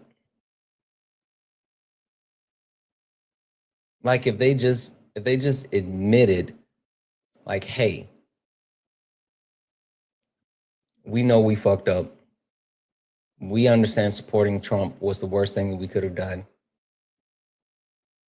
The reason why I'm here today is to say you guys were right and we were wrong. The reason why I'm here today is to say I'm leaving MAGA because I was wrong. I would respect them so much more if they just actually admitted it.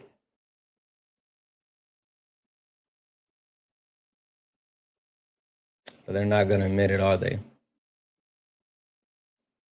Said MAGA strong. Okay, cool. I'm going to mute you. Come up here, Very Bad Alpha, and tell me about it. Tell me about how MAGA strong you are. Tell me about it, Bub. You won't do it. Yeah, of course you won't do it. There we go. Yeah. Very Bad Alpha. How are you? I'm doing all right. How are you? Wonderful, wonderful. If you don't mind me asking, you sound like a gentleman of a certain age, approximately. You don't have to give me your exact age. How old are you? 55. Okay. All right. You sound like my elder, and so I'm going to remain respectful with you being my elder. I do have a question for you, though. Okay. You support Donald Trump today, right? Yes. Okay. How so? Like, what continues to push you to supporting him while he is in the constant pursuit of wrecking our country? He's doing what he said he was going to do based on what he was campaigning on, which was safe borders, closed borders, get these illegals out of here that illegally crossed the border. Harris and Biden, all they did was just let them come in, flew them in on planes at the American taxpayers' expense. Okay. And how many people were unalive because of certain illegals being in this country. There's quite a few ladies that will never get the chance to have their lives back. Okay. That's why I voted for Trump, because Harris would have done the same thing. Okay. All right. So a couple of questions for you, if you don't mind. Also, one thing, you said illegals. Can you please say undocumented immigrants? That's a boundary for me. So if you don't mind, at least while you're up here with me, can you say undocumented? But I guess the question that I have for you is, do you know what Donald Trump's deportation rate is? Thank you for the cake. As a rate, as far as how many people have been deported, I want to say a little over 600,000. No, it's when I say the rate, I mean like the actual rate as far as deportations, like detained versus getting them out. Like how? No, I wouldn't have those numbers. I wouldn't have that. Okay. So I'm gonna grab the exact number for you, so you know the rate. But the point that I want to make sure that I get to you is that Donald Trump is actually deporting at a lower rate than both Joseph Robinette Biden and also Barack Obama. So I guess the question being is, you said Donald Trump said that he was going to do what he was going to, he's doing what he said he was going to do, right? But by all measures that we have here, Donald Trump is not getting people out of the country, even though he's put more time, energy, and effort and money into mass deportation. Do you think that's a problem, that he has allocated all these resources, including, like, did you know that they dedicated 20% of all other legal forces like the FBI and U.S. Marshals? They've allocated 20% of all other entities towards ICE and helping with the mass deportation, but yet they're still failing to actually deport people. Yeah, I mean, well, I support law enforcement. Let me say that first and foremost. Whether it be the FBI, U.S. Marshals, etc. My dad was in law enforcement for 30 and a half years.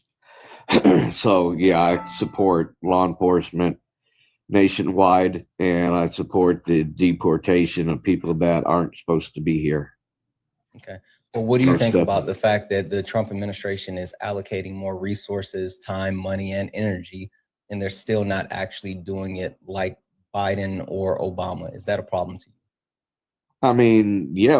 I mean, if they're wasting money and they're not doing what they're supposed to be doing, I got a problem with that. Most definitely. I mean, you know, I'm not a wasteful person. I never have been. Okay. All right. It looks like I got to kick you. Damn it.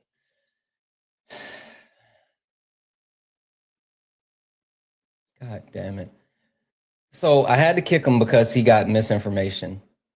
And I normally don't let them say like all the things, but I wanted him to be able to say the stuff that he wanted to say so I could actually talk about it. But TikTok immediately said like the stuff that he was saying was just so wrong that we couldn't even keep him.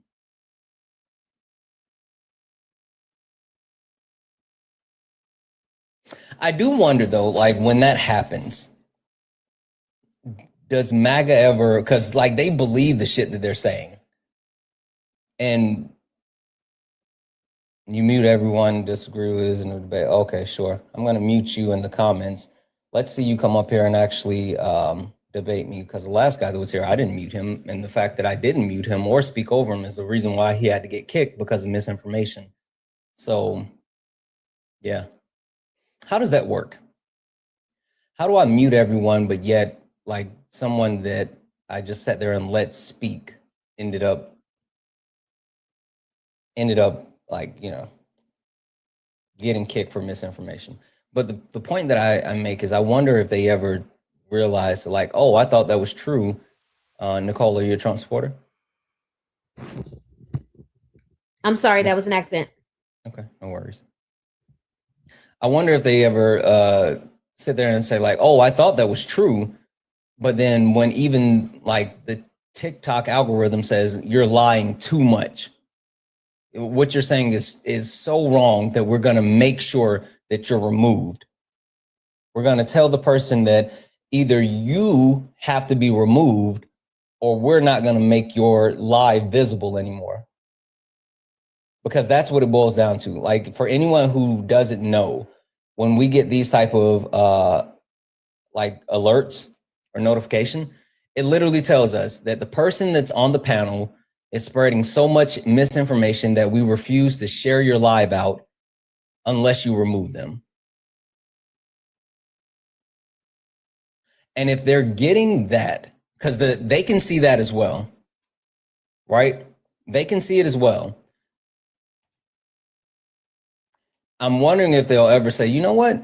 Maybe I shouldn't say what I just said because it isn't real.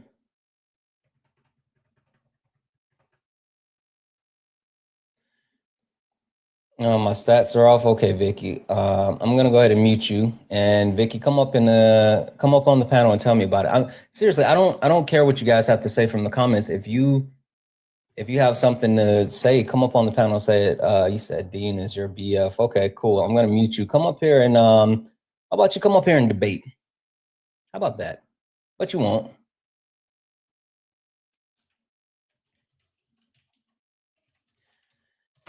You know what's funny as well? You know what the most cowardice thing is about Trump supporters? Thank you. I love you more. Zach, you can completely fuck off. I would never platform you. As a matter of fact, I don't know why I don't have you blocked on my backup, but you are now blocked. No way in fuck that Zach would ever get access to my live. No way in fuck.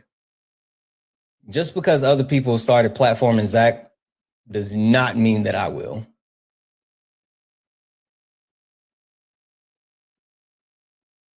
Never, ever. Zach is the worst. And people might have forgot. I had it on my main account, the other account that's gone. But people might have forgot. Zach is he's a Zionist, he's racist, he's a PDF file, he's gross, and he is someone that is unapologetic about like all the fucked up shit that he's participated in. And back when I had this is my main account now, but I had another account, and the TikToks hit that one with a perma ban because I called MAGA Schnazis. Like, I flat out said they were Schnazis, and I said that the MAGA symbol is the new, Schnazi symbol, and TikTok like completely banned that account, whatever. But back on that account, I had this whole thing, and Zach was up here, and then he ended up getting called out by Athena, and then we ended up, like, every single creator that you could think of ended up on the panel, and we all dog walked Zach at the same time. So there's that. There's absolutely that. Let's see. W's in the chat for Thomas. Thomas in a $20 donation saying, if you don't like undocumented people in the United States, why is it okay for them, for him to give Argentina $40 billion to a whole country that is quote unquote illegal, right? Like, they really don't get how things work, and even more so, like, they love undocumented immigrants. They just don't understand that they love undocumented immigrants, because without undocumented immigrants, our country would be even more in the shitter. Like, literally even more in the shitter. But they just don't understand it. It's easy to be mad and hateful when you don't understand things. And that's where we are. Yes, I am live on YouTube. Let's see here.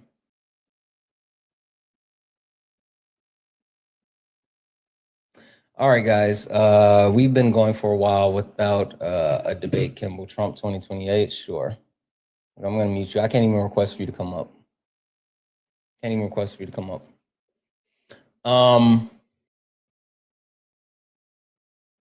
It's interesting because last night was full of debates, but the debates were abhorrent.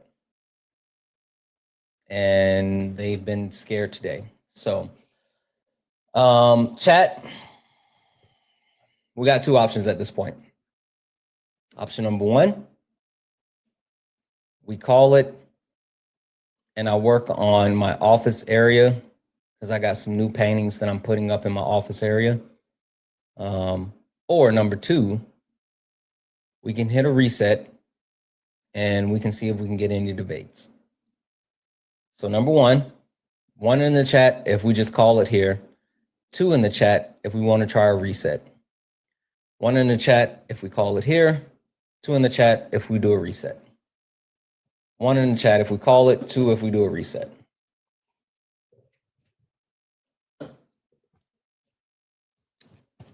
Holy smokes. All right, that's a lot of 2s. That is a lot of 2s.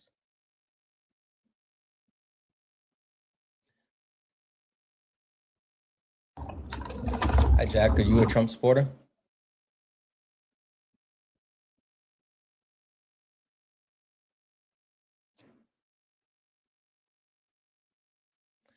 All right. Someone said hang the pictures on live. No, I can't do that because I want it to be a surprise when I put the pictures up. All right, it's 1.4 thousand of us hanging out here. If I restart, are you guys gonna come back? Because if I restart and you guys don't come back, then like, I don't know.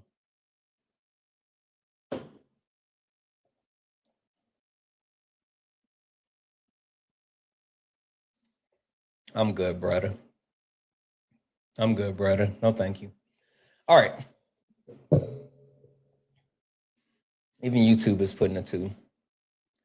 All right, let's try one more restart. The children, that they need to be more animalistic and more aggressive. They put beards on these motherfuckers, and all of a sudden now all of them, like I said, I told y'all I'm gonna make a t-shirt out of that shit too. Motherfuckers think they Leonidas, but in reality, they Linus. These bitches need a blanket. The electoral college is a blankie for white men. That's what the electoral college is. Getting rid of DEI and affirmative action is a blankie for white men. Because meritorial-based hiring and meritorial-based anything in this country only means white men first.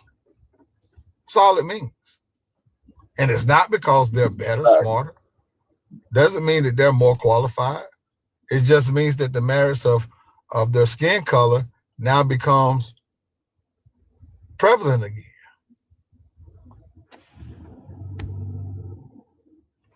Hey, just real quick. So I got Jeff K and Michael. From the pit, yeah.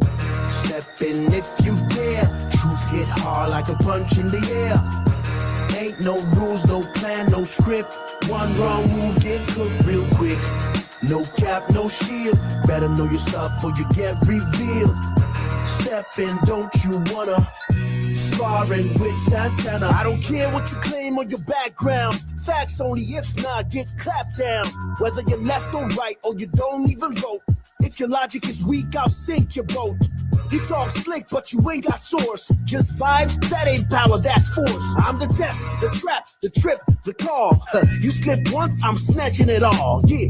Step in if you dare. You dare. Hit hard like a punch in the air. Punch in the air. Ain't no rules, no plan, no script. Yeah. One wrong move, get hooked real quick. No cap, no shield. Better know your stuff or you get revealed. Step in. Thank you, money guy. Send your daily heart me's, guys. Send your daily heart me's. Knock out the daily gift goal. Let's do this. Hit hard like a punch in the air. Ain't no rules, no plan, no script. One wrong move, get cooked real quick. No cap, no shield. Better know your stuff or you get revealed. Step in, don't you wanna sparring with Santana? Yeah, this ain't a safe place. It is not. This is flame It space. absolutely Step in, is. don't you wanna sparring with Santana?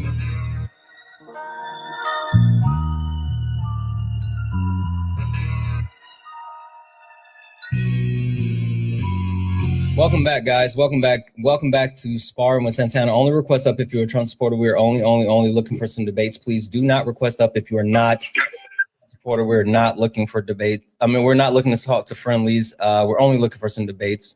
With that being said, if you're a friendly, tap the screen, share the live.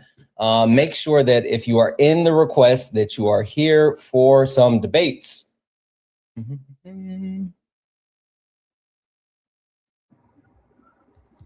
Lori, are you a Trump supporter? Oh, Laura Life Forever. Are you a Trump supporter? I don't know what I'm Hello? doing. Hello? Are you a Trump supporter? No, I hit the wrong button. Okay, no worries. I'll drop you down. Sorry. No worries. Bob, are you a Trump supporter? Huge. Huge. Remember when Trump used to say that, huge? Yeah, I do remember that. Okay, so you are a Trump supporter. Yes. Okay, and meaning that, like, if the election were held today, you would vote for him. Absolutely. Okay, tell me why, because I don't get it. I think that things are really bad right now. Well, I mean, do you know how we measure full employment in this country? I'm sorry, the sounds were going off. Say it one more time. I says, do you know how the Department of Labor measures full employment in our country? Yes. And what is the percentage rate that is considered full employment? I would have to look it up to be specific. It's 5%. Current rate is. It's 5%. So we're at full employment. We have low inflation. We have low unemployment. I mean, that's some of the stock market is doing well. Okay. And you know, the stock market, that's based on the future. Okay. So if people put money up, you know, when they put money up, then that's a lot more than talk. Sure. Just FYI, full employment, the economists often see rates below 5% is unemployment, and full employment means that it is 95% plus. Correct. I said 5%. Mm-hmm. Glad you checked that. Yeah. And so with the actual unemployment spike, as far as where we are, this is without the most recent numbers for the additional unemployment that we missed for like October or whatever. We're at 4.6%. Correct. Bob, a question for you, because I have people telling me that you are on with facts this morning and you're an actual troll. I'm a troll because I told you the actual unemployment number. No, it doesn't sound like you want to debate. Someone said you just want to live in a silo. I hear you. Someone said that one of my mods also told me that you were on with Facts, Steve, and you are a troll. So, serious question: are you a troll? What have I said that you're insulting me? What if you're a troll? See, you come on. You ask for people to come. Bob, I don't want to do that. I'm not here for the grandstanding. I just want to know if you're a troll or not, because I don't want to waste my time. Did you sound like you was wasting your time? You asked her the question. Just told me. Oh, well, your mod is your mod may be drinking. Who knows? I don't know. Your mod may hate white people. I don't know. I don't know what your reason. No, I'm not a troll. Well, tell me your definition of troll so I don't misspeak. Are you someone that actually supports Donald Trump and 1,000% actively would not only vote for him but believe the things that you're saying, not just saying? 1,000, 2,000%. Okay, all right. So I'm definitely not a troll. Okay, all right. Well, hold tight for me just a moment. Mercury, are you a Trump supporter? I sure am. Okay, Bob, hold tight for me just a moment. Mercury. Mm-hmm. Why? I I voted for Donald Trump in 2024. It was my first time voting. Because I'm a Canadian, I married an American. I was from Canada. And I'm so grateful that I'm an American citizen. So I voted for Donald Trump, and I'm just so thankful because America is you Americans take America for granted. Like, you literally do. Like, when I lived in Canada for my whole life up until I married my husband. And Canada has no opportunities. It's a country filled with mass immigration, zero, what do you call it? Like, zero jobs, low salaries, very low salaries compared to the US. Mass immigration, incredible, like, just really depressing country. And when I moved to America, it's like America has so much abundance, so much, like, so much abundance, so much opportunities. And it's like when I see Black Americans complain, it's like, y'all have so much opportunities in this country. It's like, why you could go from Michelle Obama and Barack Obama came from. Hey, Mercury. Yes. You said a lot and you said nothing at all. What I'm saying is that I would like this. My simple request. Let me ask Santana. Let me ask you. No. Hold on. Listen to me. My simple request. Because now I'm being told that you're a troll as well. Which I'm not a troll. Absolutely not. What the fuck is happening? Simple request for you. Be direct. What is Donald Trump doing today that makes you still support him? Because I because I became an American citizen in 2022. So thankfully I was able to vote for Trump in 2024.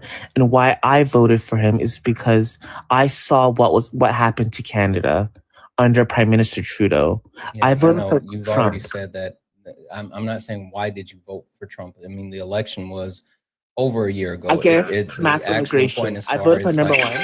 Yeah, Number one, I voted for me for a mass second. immigration. Mercury, listen to me. Giving you the answers. Mercury, I don't care about why you voted for him. Like, that was over a year ago. We're not talking about that. What we're talking about is, how are you still supporting him today? Okay, why I'm still okay. He's been a disappointment for sure. You know what I mean? He's been a disappointment. I'm really disappointed with how he's performed because he's not performing the way I thought he would. However, I still have no regrets voting for him because if Kamala Harris was in office, I know it would have been just terrible. Like, I just know the Gaza war would have still continued on. I know you're still doing the thing. If was a fifth, we'd all be drunk. All right. So this is what I'm going to do. I want to read off a quick thank you and do a quick announcement. I want you to stop and think about it for a second, because the answer that I'm looking for has nothing to do with, alternate realities or the past or like any of that. The answer that I'm looking for is rooted into today. Right? It sounds like you just don't want to hear the answers. I think that's too. I agree with that, Bob. I think you just don't want to hear my. The active point is what's happening today and why you're still able to support him, not about the past. All right, so give me a second. W's in the chat for Feisty for the $50 YouTube super chat. Holy fuck, Feisty, thank you so much for the 50. Guys, I want to see 1,000,000 W's in the chat for Feisty. Feisty, you're fucking awesome. You're so awesome. Guys, if anyone else would like to support the live, you can do so. Cash App, PayPal, Venmo, all the pay links and Linktree in the bio. Santana Speaks For You. Santana Speaks For You is the best way to support the live. Everything's accepted, anything's appreciated. If you're over on the YouTube, you can send a super chat and I will read that out. Keep tapping the screen, guys. Let's get the likes up to 100,000 likes. Also, can we knock out the high bears? The high bears is the gift goal. And if you're a Trump supporter, get in the box. We're only looking for some debates. Please do not request up if you're not a Trump supporter. We're not talking to friendlies. Only request up if you are a Trump supporter. All right, Mercury, coming back to you. I'm sorry. I just want to. What is field white? I keep seeing this comment. What does that mean? Field white. my question is, understanding what Donald Trump is doing today, how our country is actively in a worse position today than it was a year ago. How are you still able to support Donald Trump? Because I feel comfortable with him as president. Simply as that. Because it's like, I know immigrants, illegal immigration not flooding through our borders, like how it was during the Biden years.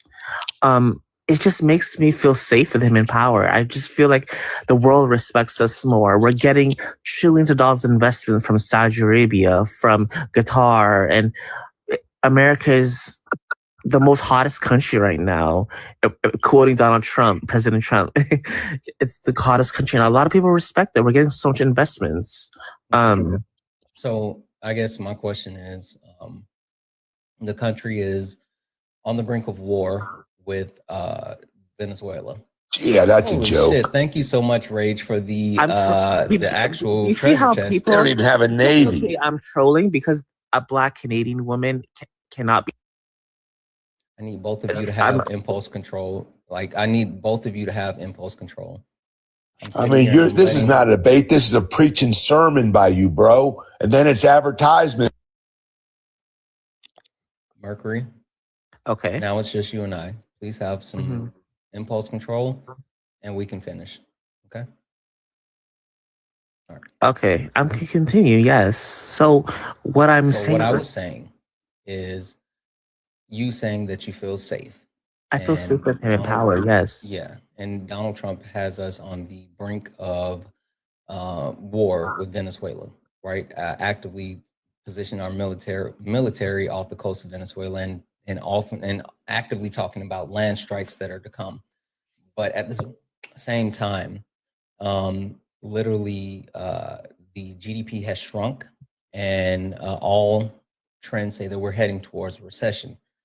While the rest of the world is laughing in our face, other countries are cutting the United States out of possible deals. Just for example, Canada and Mexico are creating water routes where they don't have to transport anything through the US, so they don't have to do business with the US. Well, that being said, him making us safe, or putting us in a safe position, or even putting us in a position to continue to thrive as a country, is not something that's actually happening. So how do you reconcile those two things? With the Venezuela war, I think it's a mistake. I don't agree with that. I think I hope he doesn't follow through with it. However, with the borders crossings are at a record low. That's a fact, and you cannot deny that, Santana. That alone makes me so safe. And just having President Trump as our leader is a strong man. And, leaders fear him. Do you know how many world leaders have come to the Oval Office? It's been leader after leader, because Trump doesn't go to them. They go to Trump. That means they respect us. They fear him. They fear him. The president of France, Carney, British prep leaders, they're all going to us. And yes, I'm an immigrant, but I'm a legal immigrant. My husband is an American citizen. Sure. That's how I got my citizenship. Sure. So when you say people are coming to us, like Donald Trump literally just went on a tour of Asian countries where he went and met with leaders in other countries. He's met with leaders in other countries throughout this return.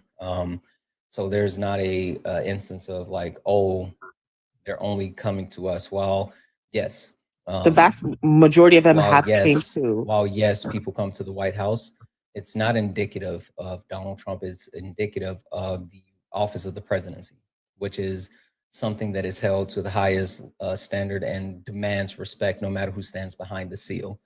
So I think the premise is, as far as like Donald Trump commanding some type of respect that hasn't been commanded by any other president, doesn't make sense.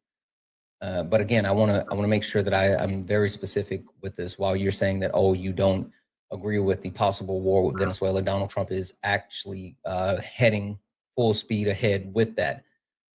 After saying that he was going to be the president of peace, and after saying that he was going to ensure that we don't get into these endless wars. He's looking to start another war for oil. And even yesterday going as far as to say that F drug is considered weapons of mass destruction. And I don't know how much you know about, the US history or how old you are, but the last time we said that we were going to go to a war with the country because they had weapons of mass destruction, it was literally us getting into a 20+ year war for oil. Mm-hmm. I'm going to wait and see about the Venezuela thing. We don't know 100% yet. We're going to have to wait. However, another reason why I support Donald Trump is because of my values, my moral values. Listen, I'm a Christian woman. I support traditional values. I support traditionalism. I'm not okay with how Kamala. I voted for Trump because this is not my main reason, but also it was my third reason, pretty much, because of her support for trans rights, for gender inclusiveness, and all this. And I wasn't okay with that. I wanted us to go back to Trump just represented normalcy, you know what I mean? He represents norm, like being normal, like back in the day when I was growing up, like men go to the men's washroom, women go to the women's washroom.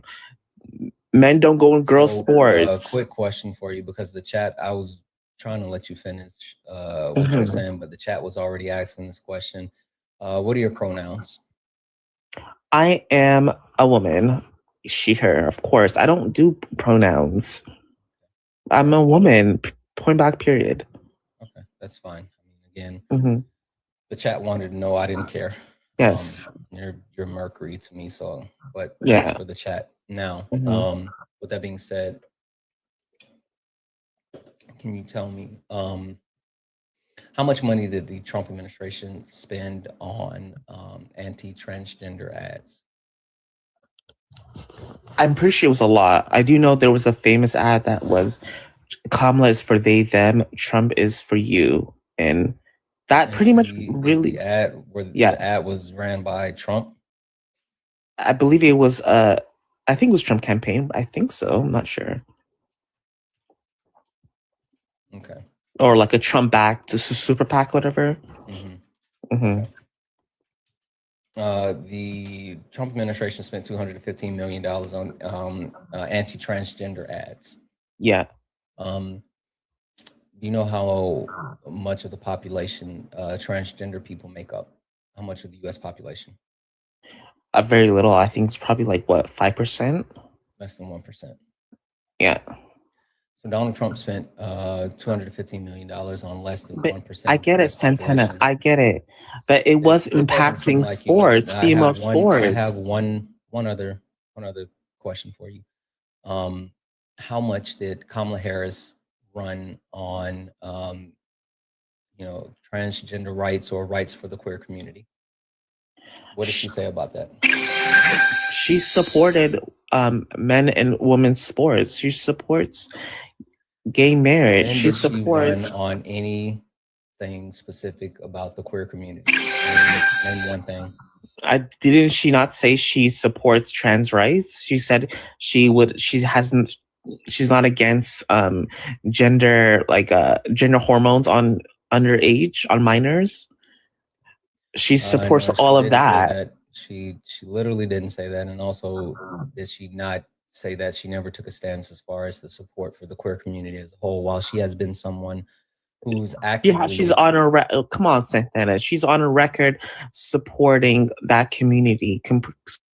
So, like I was saying, being that she is someone who has supported the queer community before, she was not someone who was actually out saying that she was specifically going to do anything for the queer community in any way, shape, or form. So, like, the premise that you have that she was openly doing any of that, like, that's not true. So, with that being said, your ideology behind the queer community, It's just whether she supports it or not, Santana, whether you've been propagandized into believing that the Trump administration was going to stand for you and with you for something that people just want to live. So with that being said, without vilifying the queer community, can you tell me something Whether that she Donald said Trump, that, Santana, it does. without vilifying the queer community, can No, you no, I'm tell not me vilifying. I'm something just saying my that, values.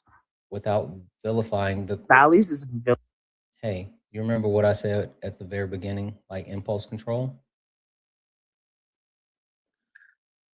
okay, but Santana, Thank what I'm you. Without vilifying the queer community, can you tell me something that Donald Trump and this Trump administration is doing today that actively helps everyday Americans? he lowered taxes, the greatest taxes, the big beautiful bill, the biggest tax cuts in history, the biggest. He's done so much for Americans. I believe the tariffs is actually will in the long run is actually helping us because you know why? Because a lot of economists have said that they the tariffs have been performed better than they expected. If I don't know if you knew that, they've performed better than they've been. It's been helping the economy. So I wouldn't not say true. helping the economy, but it's been fairness because these countries have been ripping us off for decades. Canada. All right, I want to pause right there because I don't want you to go too far. I want you to stay with me. There's no indicators that tariffs have positively benefited the U.S. and even more so. Just to make sure I understand that you understand, Mercury, what is a tariff and who pays it? I believe we pay it. We Americans pay it. What is it? I'm not stupid. We pay it. It's a tax on the recipients. A tax on what? A tax on the goods coming from others. If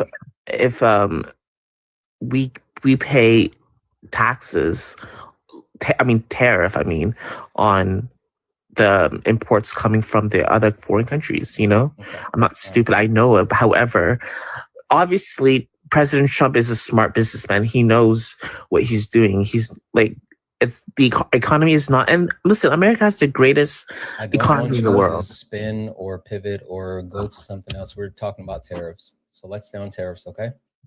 You have to know where I'm coming from. I'm coming from somebody who lived in Canada that's fine, for my whole life. About something specific, and I don't want to generalize. This is the land of opportunity. This is the land of opportunity. Listen, you're literally trying to pivot off of what I'm saying. We're talking about.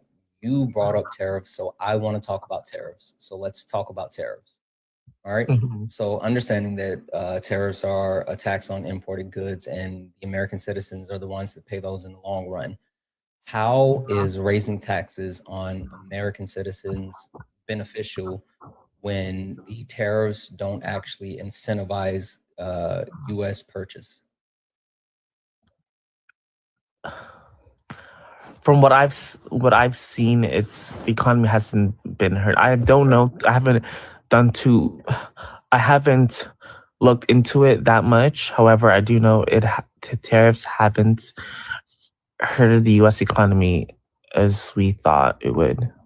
It has. And yeah, it has. No, it hasn't. It's a lot. I believe I read a Wall Street Journal. Not only has it hurt the U.S. economy, but again, it has raised the cost on U.S.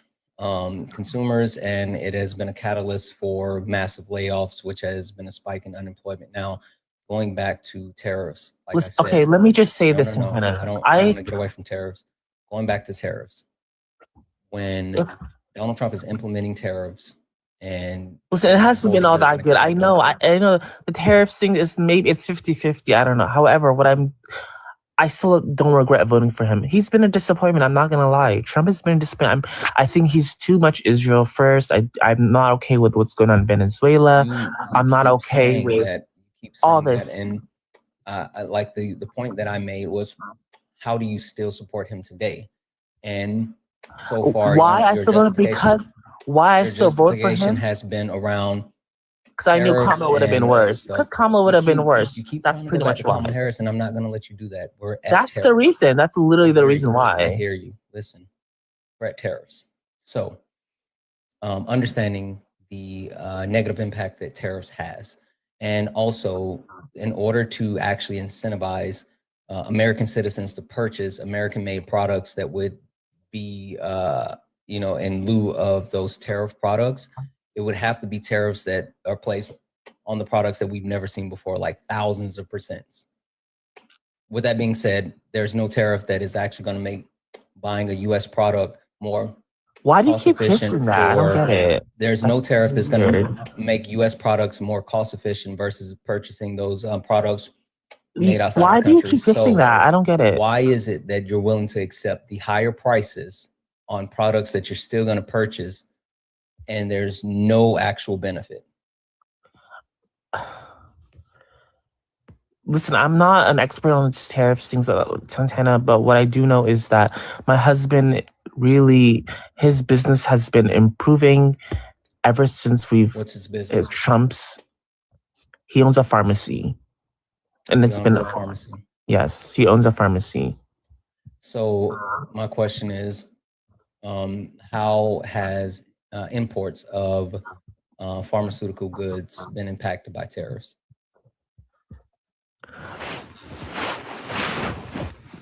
I don't know. I don't discuss that. I just say, oh, maybe you what should. he tells me that his business hasn't been like, his business has been doing pretty well. Because there's been an actual tariff placed on imported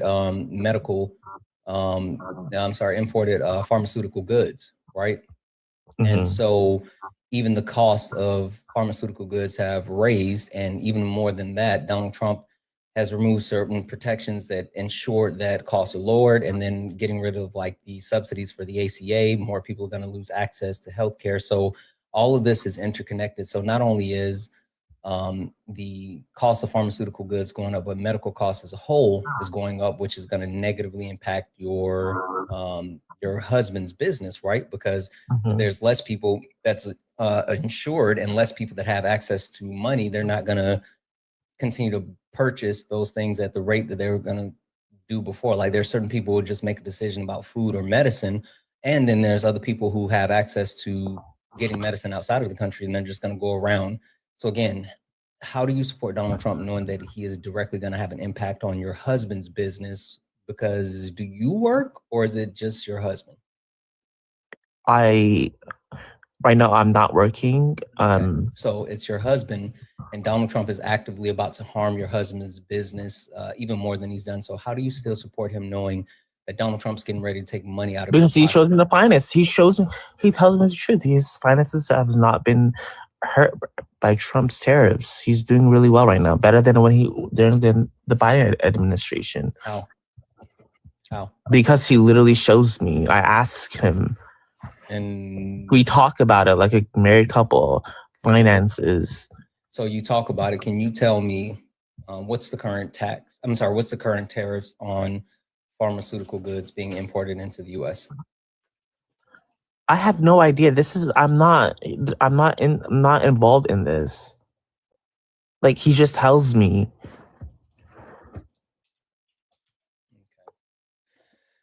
Let's see. The current tariff that is in place on pharmaceutical goods, it looks like the U.S. has imposed a 100% tariff on any branded or any brand or off-brand pharmaceutical product, unless the company is a pharmaceutical manufacturer plant in America. I'm not going to vote for Kamala Harris, who is against Christian values. Harris. Like, listen, you're trying. I'm not going to vote for. I know. Listen. No, it's against my values. No. It's against my. You're trying to run because I got you right here in this tariff box, and you don't want to be here. But you listen. You are the one that opened up this tariff box, so we're going to talk about tariffs. It's against my values. This is my reason. With that being said, understanding that there's 100% tariff on pharmaceutical goods, which now those goods are going to be raised as far as your husband being able to purchase them, and then he's going to have to raise the cost to sell them. How are you still backing Donald Trump knowing that he's about to hurt your husband's business even more?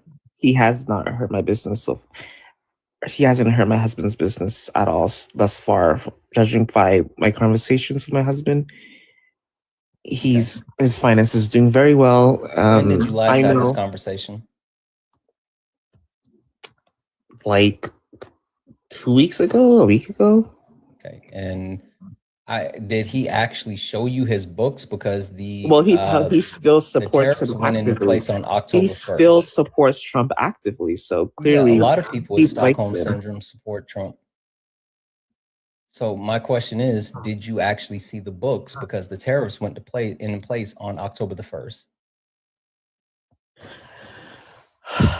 Anyways, I think I'm gonna go now because you keep on talking about tariffs, and I don't want to talk So about. before you go, I want to say this. I don't think that you're a Trump supporter. You are a godless person. Listen, I think that you're a troll, right? And my chat has told me that you're a troll, and my mods have told me that you're a troll. I'm not what I decided to do was, instead of kicking you, I decided to entertain this and put you in a box and make you defend the positions that you don't have defense for. So what I'll say You is, have no soul. before you actually decide you're going to troll someone else, make sure that you at least understand what the fuck is happening before you get on someone else's panel. Not a troll. So you just sat here and got embarrassed because not only you're a bad troll, but you're stupid.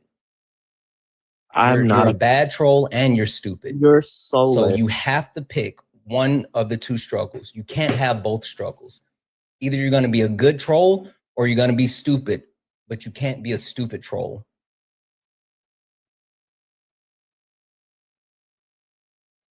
Play stupid games, win stupid prizes. Sorry.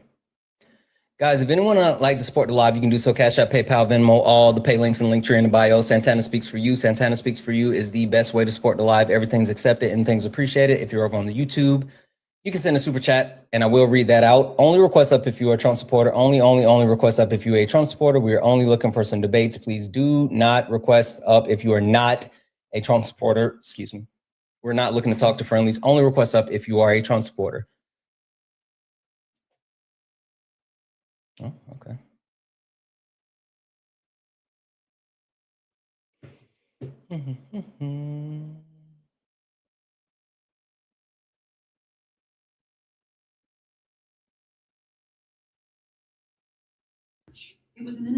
Hi, Carol. Are you a Trump supporter? No, I don't know why that got in there like that. Okay, no worries. I'll drop you down. Thank you so much. I could try that in my sleep.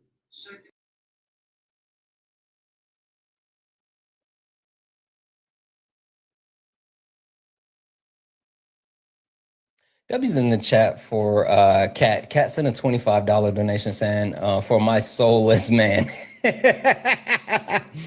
W's in the chat for Kat. Thank you so much for the 25. Yes, apparently I am soulless. You know, sometimes you got to be that way, though. Sometimes you got to be that way. Whatever, dude. Are you a Trump supporter? I am. Okay.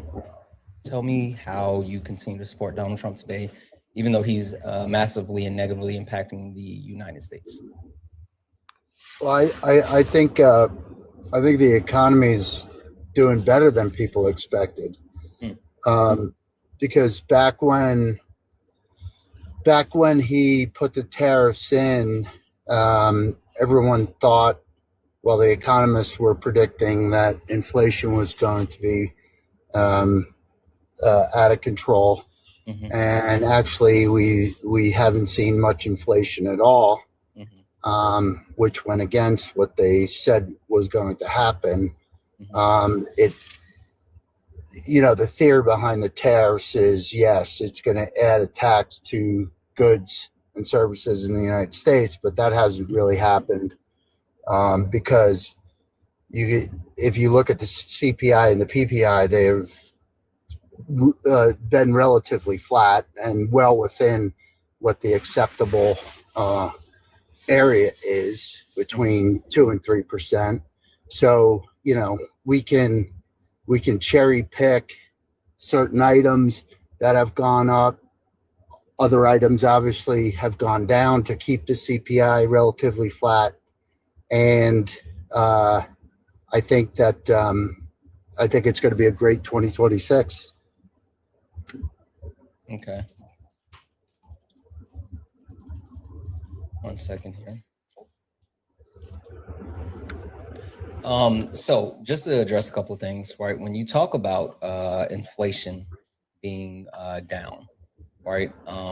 Like inflation is up versus where Donald Trump took over from Joe Biden, right? It was at 2.8%. And it trended down a little bit, but it continued to trend back up to where in September it was 3.0. In October, there hasn't been any type of release. And then the next in November will be released on December the 18th, so in 2 days. But there's a prediction that right now it's being forecast at 3.1%.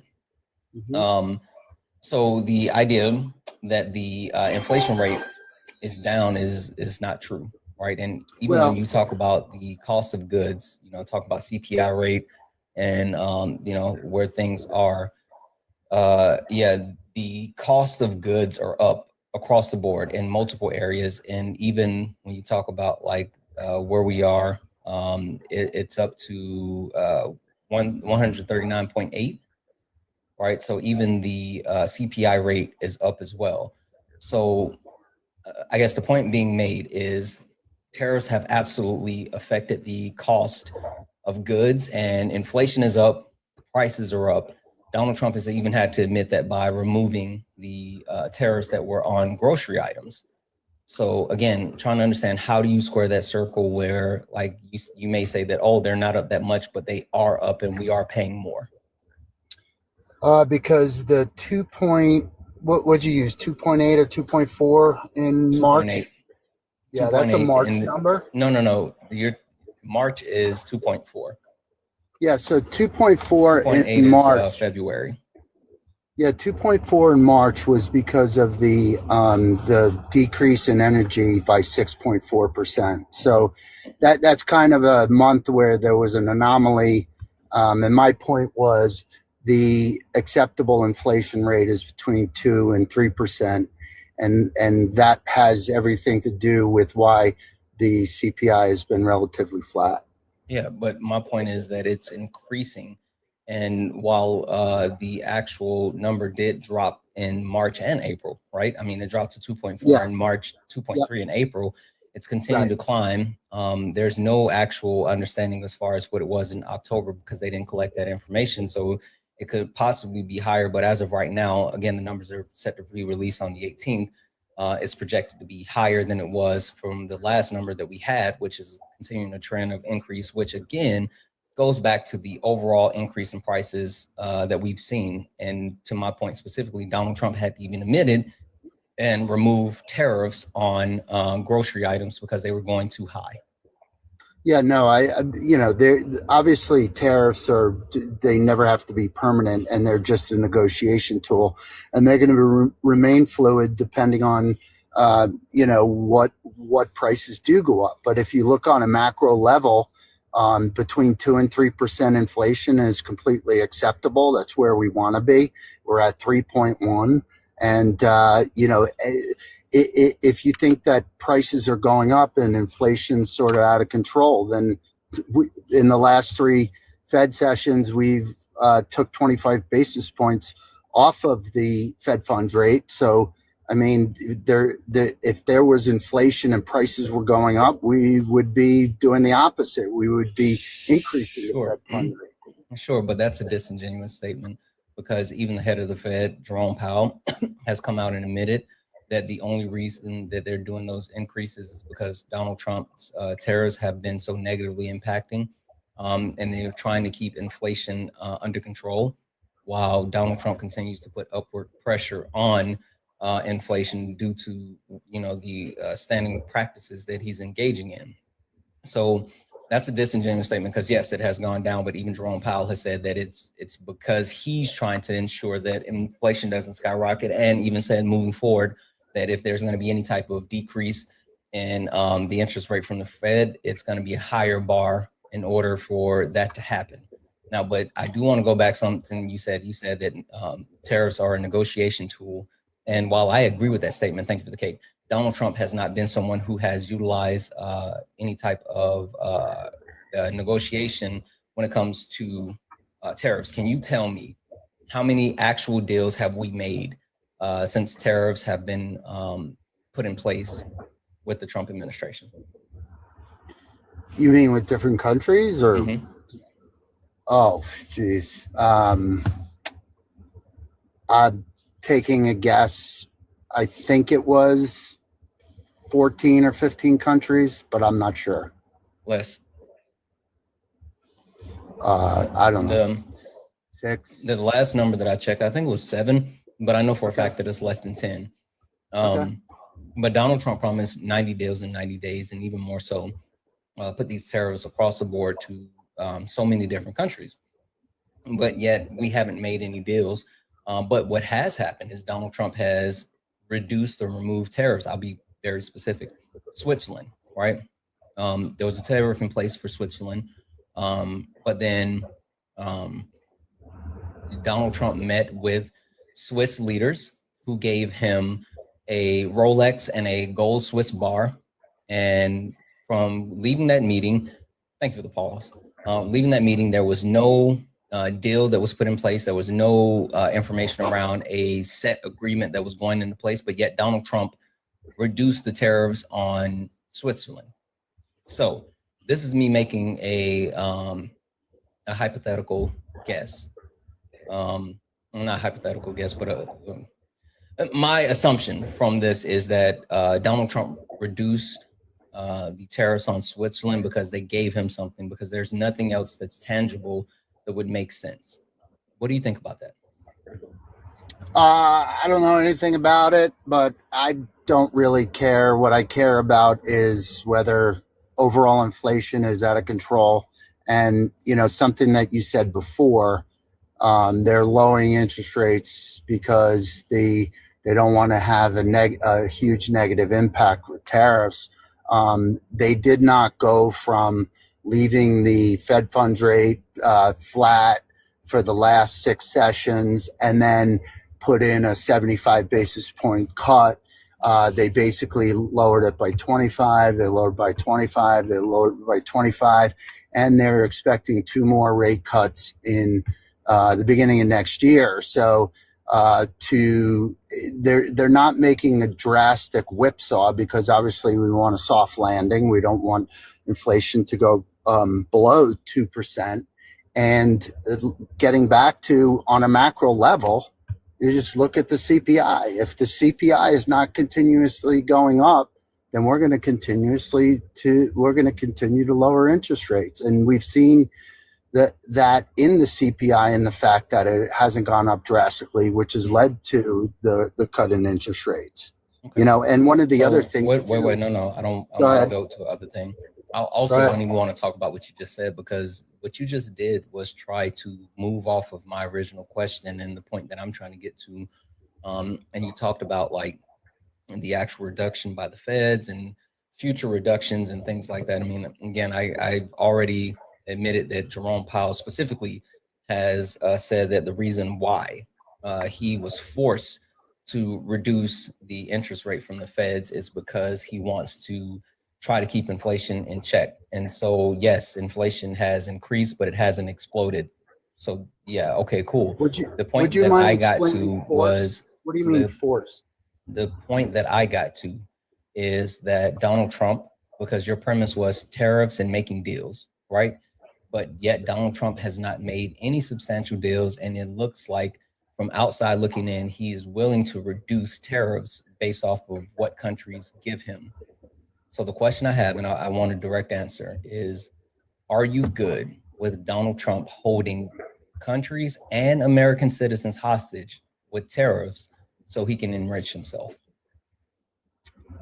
I mean, this conversation's kind of going sideways, because now you're talking about the difference between an economic decision and a moral decision. And I thought we were discussing economics. So don't even know where you want to go with that. I want to go to where I just said, and I'm trying to understand because, again, you brought up tariffs, you brought up how you think it's a good idea in the long term. You thought that it was a good economic tool. I'm sitting here saying, while I agree it's a tool, it's not something that's being utilized by Donald Trump. He's not making agreements, and he's also not being consistent. It looks like, from the outside looking in, he's only doing this to enrich himself. So, again, my question goes back to your support for Donald Trump. Your premise was that you like what he's doing, but what he's doing is only enriching himself. So does this still line up with your support? Meaning, are you still supporting him, understanding that he is not actually doing anything beneficial for American citizens or making deals? He's only enriching himself. Yes, because if what you're saying is true in that he's not doing any tariff deals, then that's great, because now we don't have to worry about tariffs. No, we still have tariffs. He's just not reducing them based off of deals being made. You understand that, right? I don't know. This is such a strange conversation. I've never heard of someone saying that he's not doing tariff deals. I think you're the only one that's ever said that. What is a tariff deal? You negotiate with the country of what products you're going to bring in and what the tax on it's going to be. Correct. And so based off of the actual negotiation, he would reduce or remove tariffs, right? That's a tariff deal. And yeah, or negotiate what they would be between tariffs we have on them and tariffs they have on us. What I'm saying is he's not getting any type of agreements for any deals. He's signed less than 10 agreements on deals, even though he's tariffed everyone. And the people that he has reduced those tariffs on has done something, whether it's giving him a Rolex and a Swiss bar or approving for him to build a new Trump golf resort in places like the Maldives. That's where he's reduced the tariffs, not for anything that benefits the United States citizens, but things that have directly benefited him.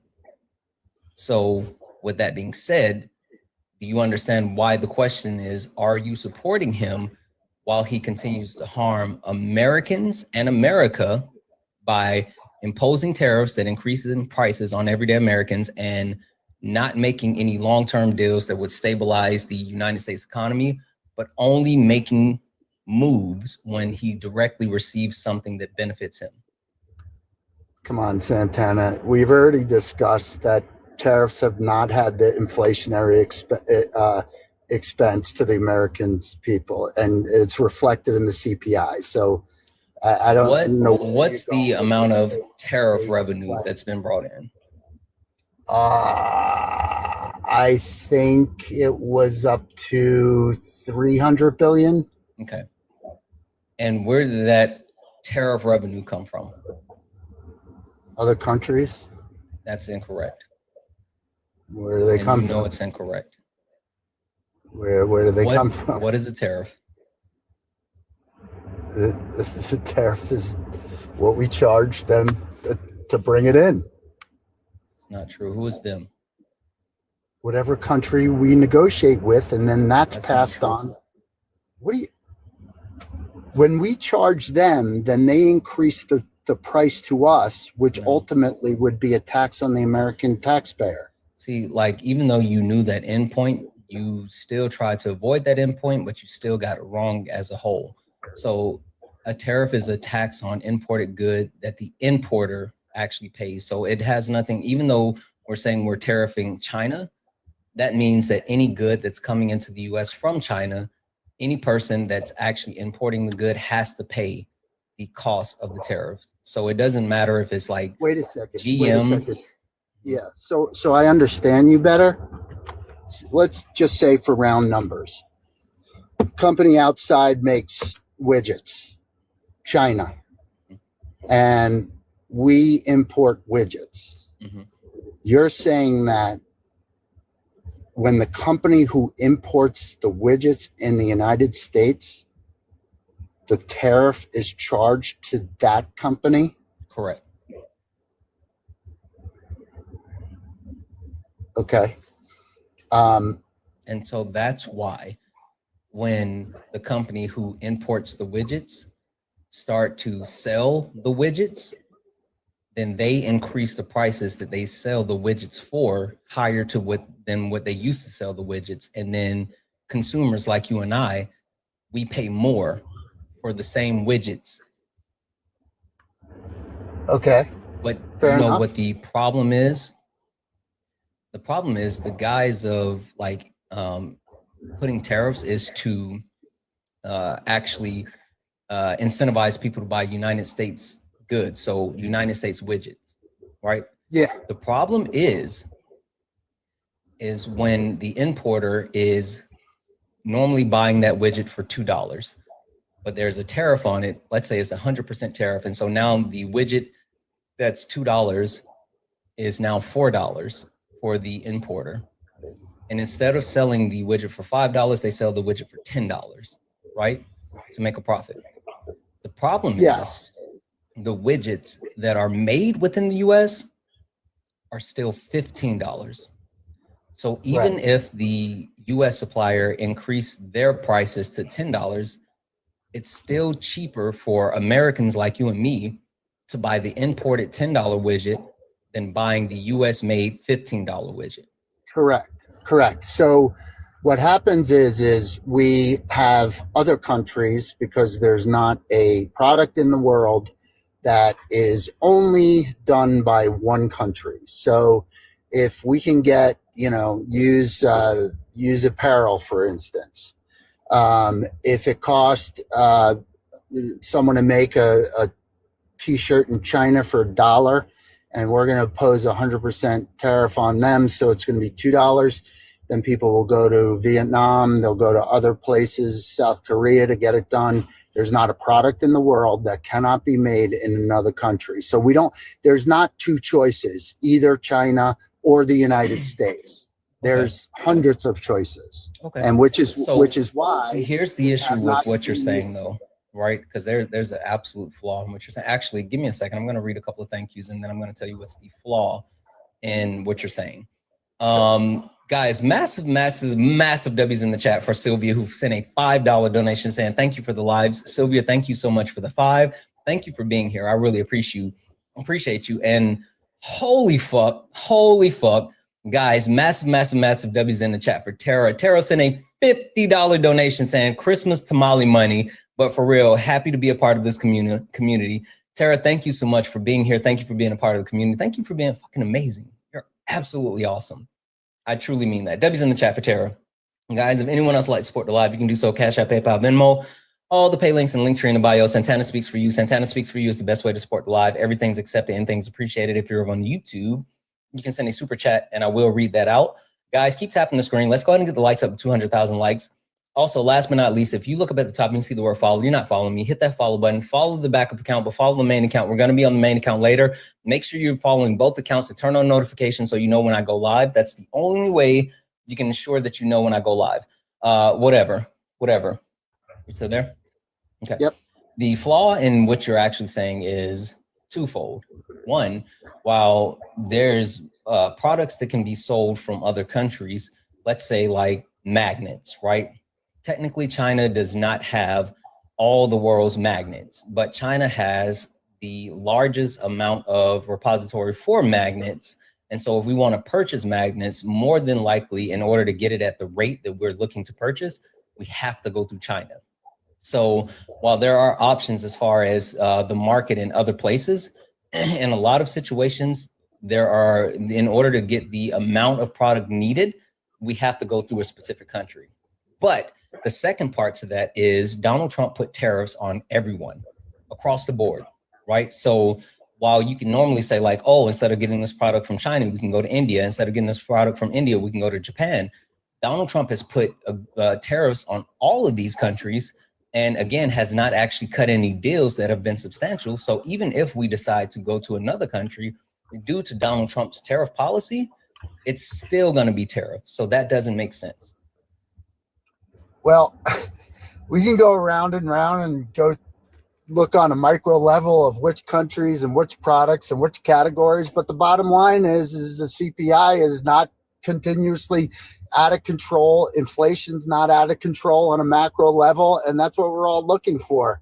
So you could say he did this deal, didn't do this deal, did this country, didn't do this one, took money on the side for his own benefit. The fact is inflation is under control. I don't know what to tell you. So tariffs in the beginning of the year, So everyone said that, tariffs were going to cause inflation, is going to be out of control, and that never came to fruition. And when the economists were looking at the big, beautiful bill, do you know what the estimate for the GDP growth was by economists as a result of the big, beautiful bill? They said it was going to be, our GDP growth was going to be 0.6%. It's our going GDP to has be, shrunk. it's going to be by the end of the year. Our GDP has shrunk. It's going to be by the end of the Our year GDP over. has shrunk. Can you Okay, please you gonna address let me that finish statement? or no? Can you address gonna that? let me- But can you address that statement? Our GDP has literally shrunk. It's going to grow by over 3% this year. Look it up. Yeah, That's our basics. our GDP has shrunk, but you're trying to move off of a couple of different things. You've been talking about CPI, so let's actually go to CPI, right? You've been trying to you've been talking about CPI this entire time, and so now that I've completely dismantled the argument when it comes to tariffs, now we're going to talk about CPI. You haven't. That's the metric that interest rates are gauged on. You literally have made no cohesive point with tariffs when I've talked to you about like the negative impact that has occurred with tariffs, and even more than that, you keep trying to run from tariffs. I'm not. You literally were. You just went back to CPI again. So again, now we're going to talk about CPI, right? This is the trend as far as CPI month over month, right? And we only have September, right? We have to September because again, the rest of the information wasn't collected. But on all items, in April, it increased by 0.2. In May, it increased by 0.1. In June, it increased by 0.3. In July, it increased by 0.2. In August, it increased by 0.4. And in September, it increased by 0.3. Year over year, the CPI is up by 3%. 3%, meaning year over year, the average cost of all goods have gone up by 3% because of Donald Trump and his policies. So while you talk about, there's no massive swing with CPI, there's been steady increases due to Donald Trump implementing policies that has hurt the American goods or American consumers. So I would like to go back for a second. Can you tell me how is it that you square an increase of 3% of all goods in America year over year? That's within the acceptable inflation. Okay. What was the trend prior to Donald Trump being in office? I believe in 2023, it was up at around 9%. Okay, so you're going all the way back to when the inflation rate jumped up due to COVID. That's fine. I'm not talking about 2023. I'm talking about when the handover occurred, when Joseph Robinette Biden handed off the economy to Donald Trump. So that was a disingenuous statement. We're going to try it again. Where were we when Donald Trump was receiving the actual American economy? Was things trending down or were they trending up? Well, I know that there was a interest rate cut in the month before he got elected. Okay. And right. So I'll just give you this answer because I'm looking at it right now and I feel like you aren't going to really answer the question. So prior to Donald Trump taking office, the CPI rate was trending down, right? Even though Donald Trump admitted that he was going to add tariffs, it was trending down. So a lot of companies took precautionary measures and bought 3 months of additional inventory to ensure that they did not, one, have to immediately face the consequences of tariffs, but two, face the rising costs before hopefully Trump got a deal in place. And so the CPI was trending down even until the point of Donald Trump had Liberation Day. Do you remember his whole Liberation Day thing? Yes. Okay. So after Liberation Day, which was out of the first quarter, Q1, which most companies had bought enough inventory to supply them to get through Q1, CPI started to rise. And again, it started to rise in April. And that's where we saw April, May, June, July, August, September. That's where we saw the CPI continue to rise. So companies took mitigating factors to offset what Donald Trump said he was going to do in hopes that Donald Trump was going to make a deal, but he has not made a deal. And he has negatively impacted the country when it comes to the CPI. So while there hasn't been massive swings in the CPI has continued to grow. I'm sorry, not grow, but go up. Prior to Trump taking office, it was trending down. Now, how do you square that circle that CPI was trending down before Trump took over? But since he's been in office, he's put in policies that has harmed the American people, and now costs of goods are going up. Okay, so that's completely counterintuitive to Fed policy, because if the CPI when Trump took over was trending down, then that means that the tariffs that he put in place would have had inflationary, and we would have lowered interest rates. We didn't start lower interest rates till September. So why did Jerome Powell say that he was reducing interest rates? Just recently? As a whole, because Donald Trump was pressuring him to reduce interest rates and he was holding off, but then Jerome Powell finally started to reduce it. Why? Santana, you're a smart guy, dude. I'm not going to get involved in these conspiracy pressures. It's not a conspiracy theory. It's literally what Jerome Powell said. I'm not even being like, I'm not surmising. I'm not guessing. No, Jerome Powell literally addressed it. He said it out of his own mouth. The Fed chair said it out of his own mouth. Okay. This is not a conspiracy theory. This is not Pizzagate. This is not QAnon. This is Jerome Powell directly saying that job loss affected him enough to make the decision to reduce the interest rate. He said the tariffs, the reason why he was holding on reducing interest rates is because he knows that tariffs are inflationary, and he didn't understand the full impact of what was going to happen because of Donald Trump's approach to tariffs. And not just the universal tariffs that Donald Trump is approaching, but the taco aspect of it.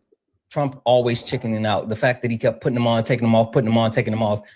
Jerome Powell literally said that he could not make an educated decision, and so he was holding off making any decisions until Donald Trump's tariffs started to do the damage that they did, but he couldn't hold off anymore because unemployment started to skyrocket. Yeah, well, I mean, obviously the two factors that they're going to look at when they determine the Fed funds rate is going to be the inflation, and they're also going to look at the jobs reports. And we got a job report this morning. I don't know if you saw it, but we added 64,000 jobs. Unemployment is up again. Yeah, it's up again. That for me is a totally different. That's going to be a different animal going forward because of AI. We're going to, even though we added 64,000 jobs in October, I think it was, that includes the 30,000 government jobs that we lost because of Doge. But my main point, Santana, is the tariffs have not been the disaster that everyone was saying that they were going to be. They literally have, though. But just hold on for a second, because you said this, and I want to make sure I address this. So the unemployment rate is up to 4.6%. There is now 7.8 million Americans that are unemployed. This is a continuous trend upward. And even more so, like you said, yes, we did add 64,000 jobs. There was a net increase. It's still offset, and we're still in a position where there are more people unemployed than there are jobs available. So Donald Trump and his policy. Sorry. That in my mind is going to get worse. Yes. I mean, that's And not what he's done. And it looks like there was a loss in October, even though he added in November, there was 64,000 jobs added. In October alone, there's 162,000 jobs that were lost. So yeah, and that's because of the government layoffs. That's because of the public and private sector as well. Well, I mean, we are in interesting times with the job reports because we are going to try. Meta just, their commercials. Meta's making the announcements about $600 billion that they're investing to create new jobs. We're going to be, in my opinion, creating jobs as fast as we're going to be losing jobs, and maybe losing jobs even faster because of AI. Shouldn't we be in a position where the Trump administration is looking to invest in order to take advantage of like this AI bubble, right? I mean, like, why are we in a position where the fact that AI is growing and trending and this is the wave of the future, like instead of focusing on that's not a bubble. Yeah, I'm okay. I get what you're saying. I'm not saying it in the terminology as far as it's like gonna pop and I'm not saying it like that. I apologize. Yeah. So I guess being when I say on the bubble, I'm thinking like sports metaphors where you're either in or out. That's what I was thinking of. Anyway, we're on the precipice of a boom within AI. Why aren't we looking to actually take advantage of that? And also, give me a half second. Debbie's in the chat for Yama. Yama sent a $25 donation saying, "Thank you for always defending the LGBTQ plus community. Always enjoy hearing you speak." Thank you so much, Yama. I really, really appreciate the love, the $25, and also the fact that you're just here. W's in the chat for you. W's in the chat for Joel for the $5 super chat to say, "Damn, I'm kind of tired of living in the griftonomics and a pyramid scheme ran by a PDF file with white nationalists." That's literally the reality we live in. That's where we are. W's in the chats, guys. If anyone else would like to support the live, you can do so. Cash App, PayPal, Venmo, all the pay links and link tree in the bio. Santana Speaks For You is the best way to support the live. Everything's accepted, anything's appreciated. If you're over on the YouTube, you can send a super chat and I will read that out. Keep tapping the screen, guys. Let's get the likes up to 200,000 likes. Okay, so again, I guess to put a bow on all of this, because like, we can talk about the trends. We can talk about what we know. We can talk about the shrinkage of the GDP.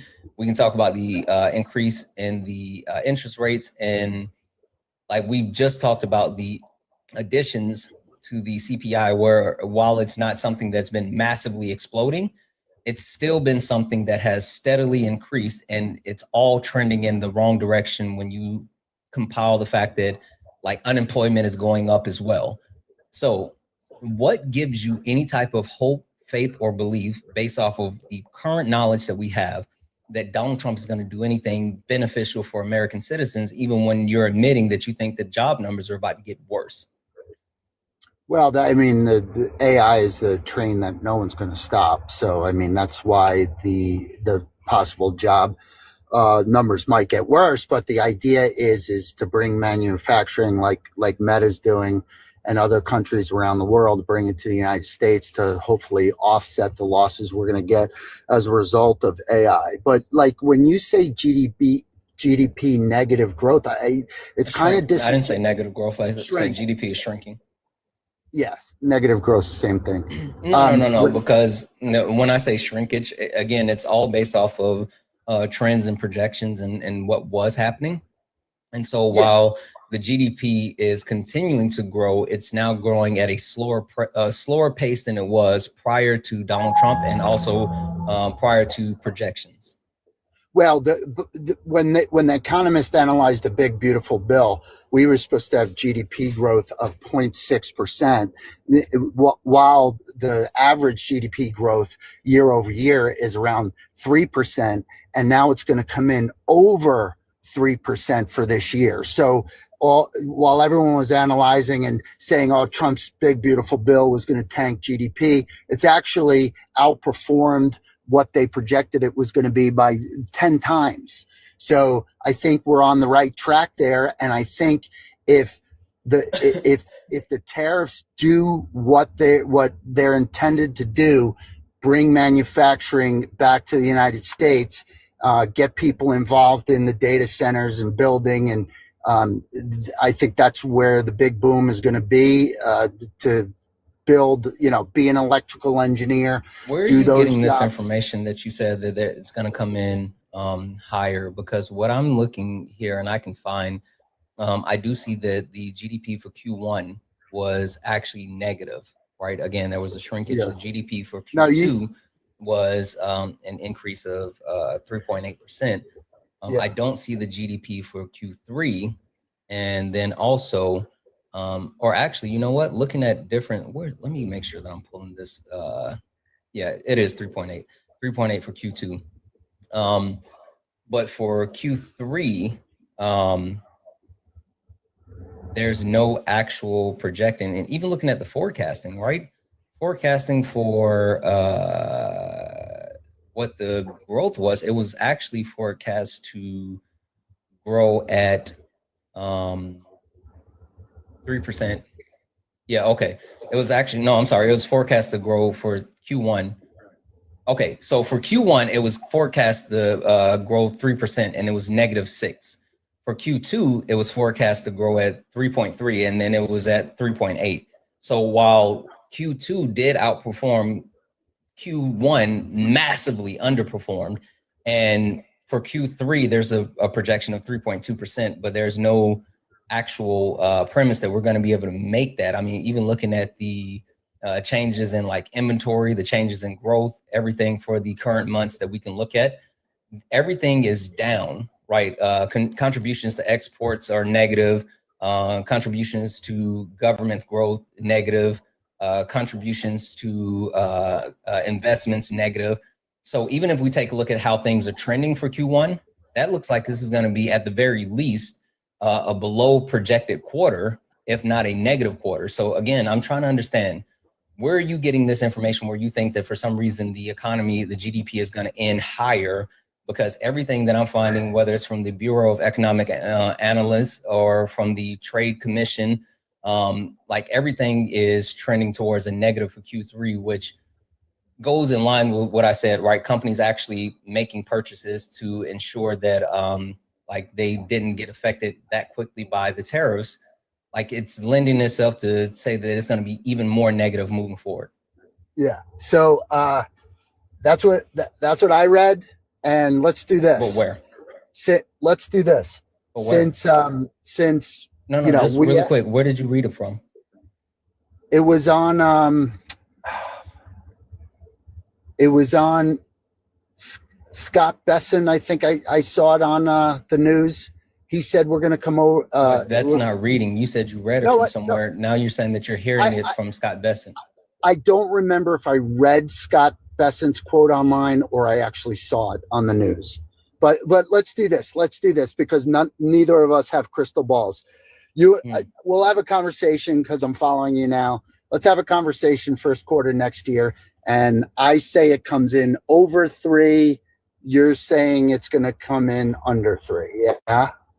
I'm saying that all current projections and the numbers that we do have, even though we don't have information for Q3 or Q4 yet, everything that we have for the numbers that have been collected so far in Q3, the major numbers are negative. Don't get me wrong, there are some positives, but major numbers are negative. And so at the very least, it looks like for Q3, we're going to come in below projections, which again, that would mean that we have 2 quarters that are below projections, 1 quarter that exceeded projections by a little bit. That would mean that Q4 would have to be a massive quarter that exceeds projections high enough to offset all the negatives that occur for Q1 and Q2 in order to have an overall GDP growth for the year. And it doesn't look that way. Yeah. So I'd rather deal in real data than projections. So let's regroup in Q1 next year, and we'll see who's right. All right, I'm gonna let you go. All right. Hey, it's good talking to you, man. I don't know, chat. I don't know, chat. I don't know, because I could have sworn he told me that, we were G to G.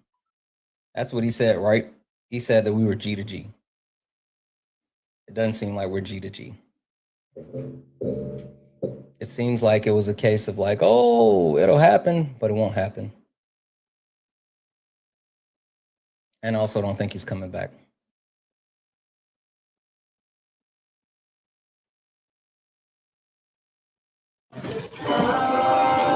Angela, are you a Trump supporter? Sounds like Angel's at work and he was listening. You know, go ahead and drop him.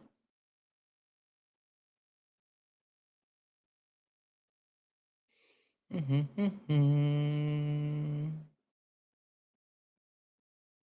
think there's a bunch of friendlies in the box who accidentally requested up.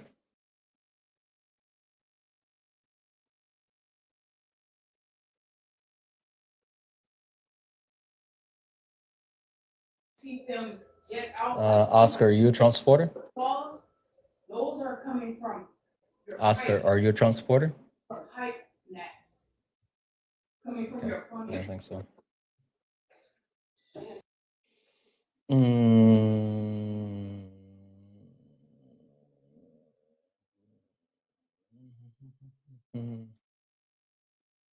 Hey, Debbie, how are you?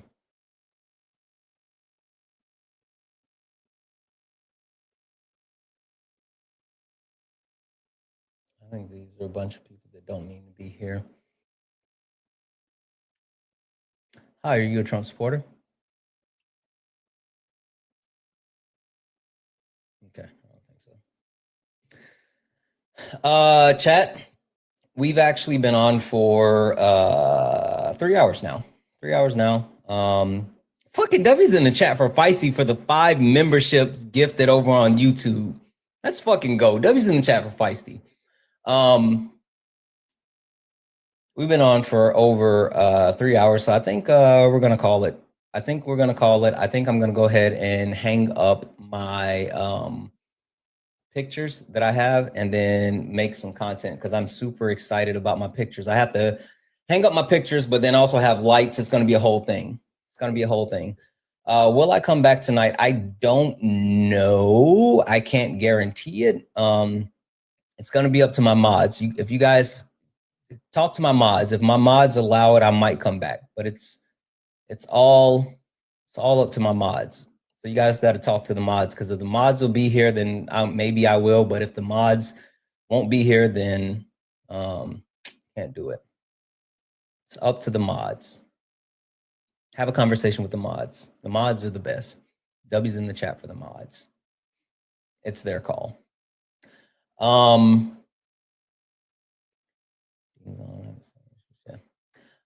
might come back.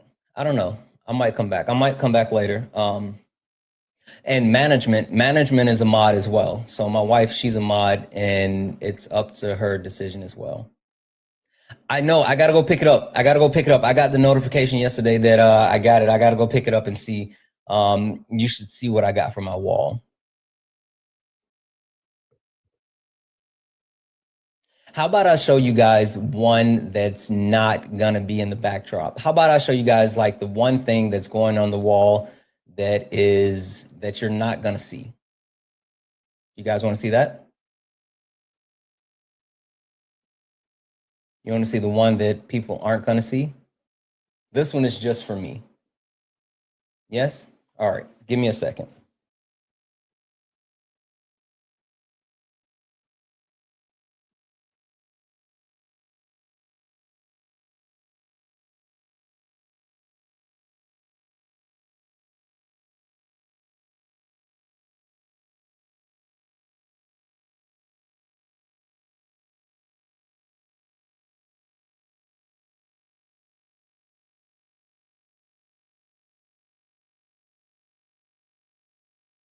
Okay.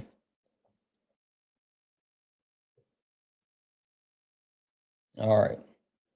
So this is the one that is going on the wall in front of me. Dang it, why can't I turn this off? Hold on.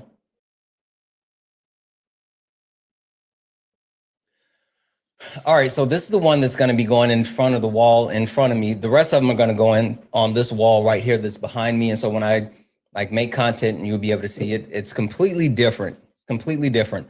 But this is the one that's going in the wall in front of me. That's a constant reminder.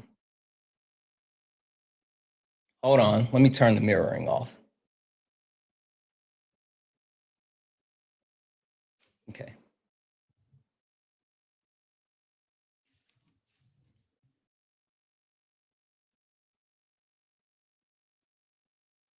For anyone that can't see, it's red eyes and it says, "Where's your king?" Does anyone know where that's from? Anyone knows where that's from?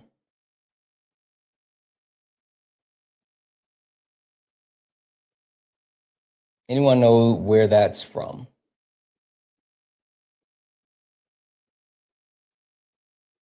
I'm seeing a bunch of no's. No, it's definitely not from Black Panther.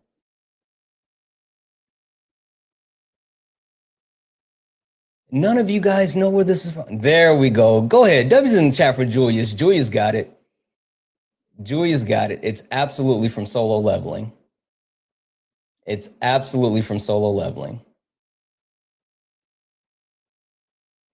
Absolutely from Solo Leveling. All right, we're gonna go ahead and go. And I might come back later. I don't know. We'll see. Anyway, we're gonna do a B raid. Is B on? I saw someone say let's do a B raid. If B is on, let's go raid B. Is B on? What is solo? I don't know what solo leveling. Solo leveling is the GOAT of anime. It's the GOAT. It's the GOAT. The GOAT. Let's see. B was on, but it looks like B isn't on anymore. Is B no longer on? B isn't on anymore. Okay. Well, how about this? You guys just go raid someone. Go raid someone. No, I don't care who it is, but just go make a bunch of ruckus and just say it's a Santana raid and like do all the good things. Let's get out of here. You stepped in a box, now you're in the ring. Ain't no hugs here. And Dean is on, go raid Dean. Go raid Dean. Santana raid to Dean. Wanna step in the flame. This ain't a debate. This a mind game. Facts type lies get left in chain. One wrong word get slapped out your name. This ain't TikTok T, this a war zone talk. No script, no filter, no safe walk. Bring stats and get scrambled like a glitch. I got fire in my mouth like I came from the pit. Yeah. Step in if you dare. Truth hit hard like a punch in the air. Guys, thank you. Thank you for a great day. Thank you. You all are absolutely amazing. I love you all. I appreciate each and every one of you. While MAGA sucks and they lack the ability to actually substantiate anything, you guys are still amazing. And I appreciate you for that. I do. I might come back later depending on how things go. I might go panel hop, co-host, MAGA hunting. I might do something. I don't know what I'm going to do, but be on the lookout for me because more than likely you haven't seen the enemy for today. With that being said, guys, thank you for all the gifts, the taps, the likes, the shares. Thank you all. I love you way more, lady. I love you, Emily. Emmy. I love you all. Seriously, sincerely.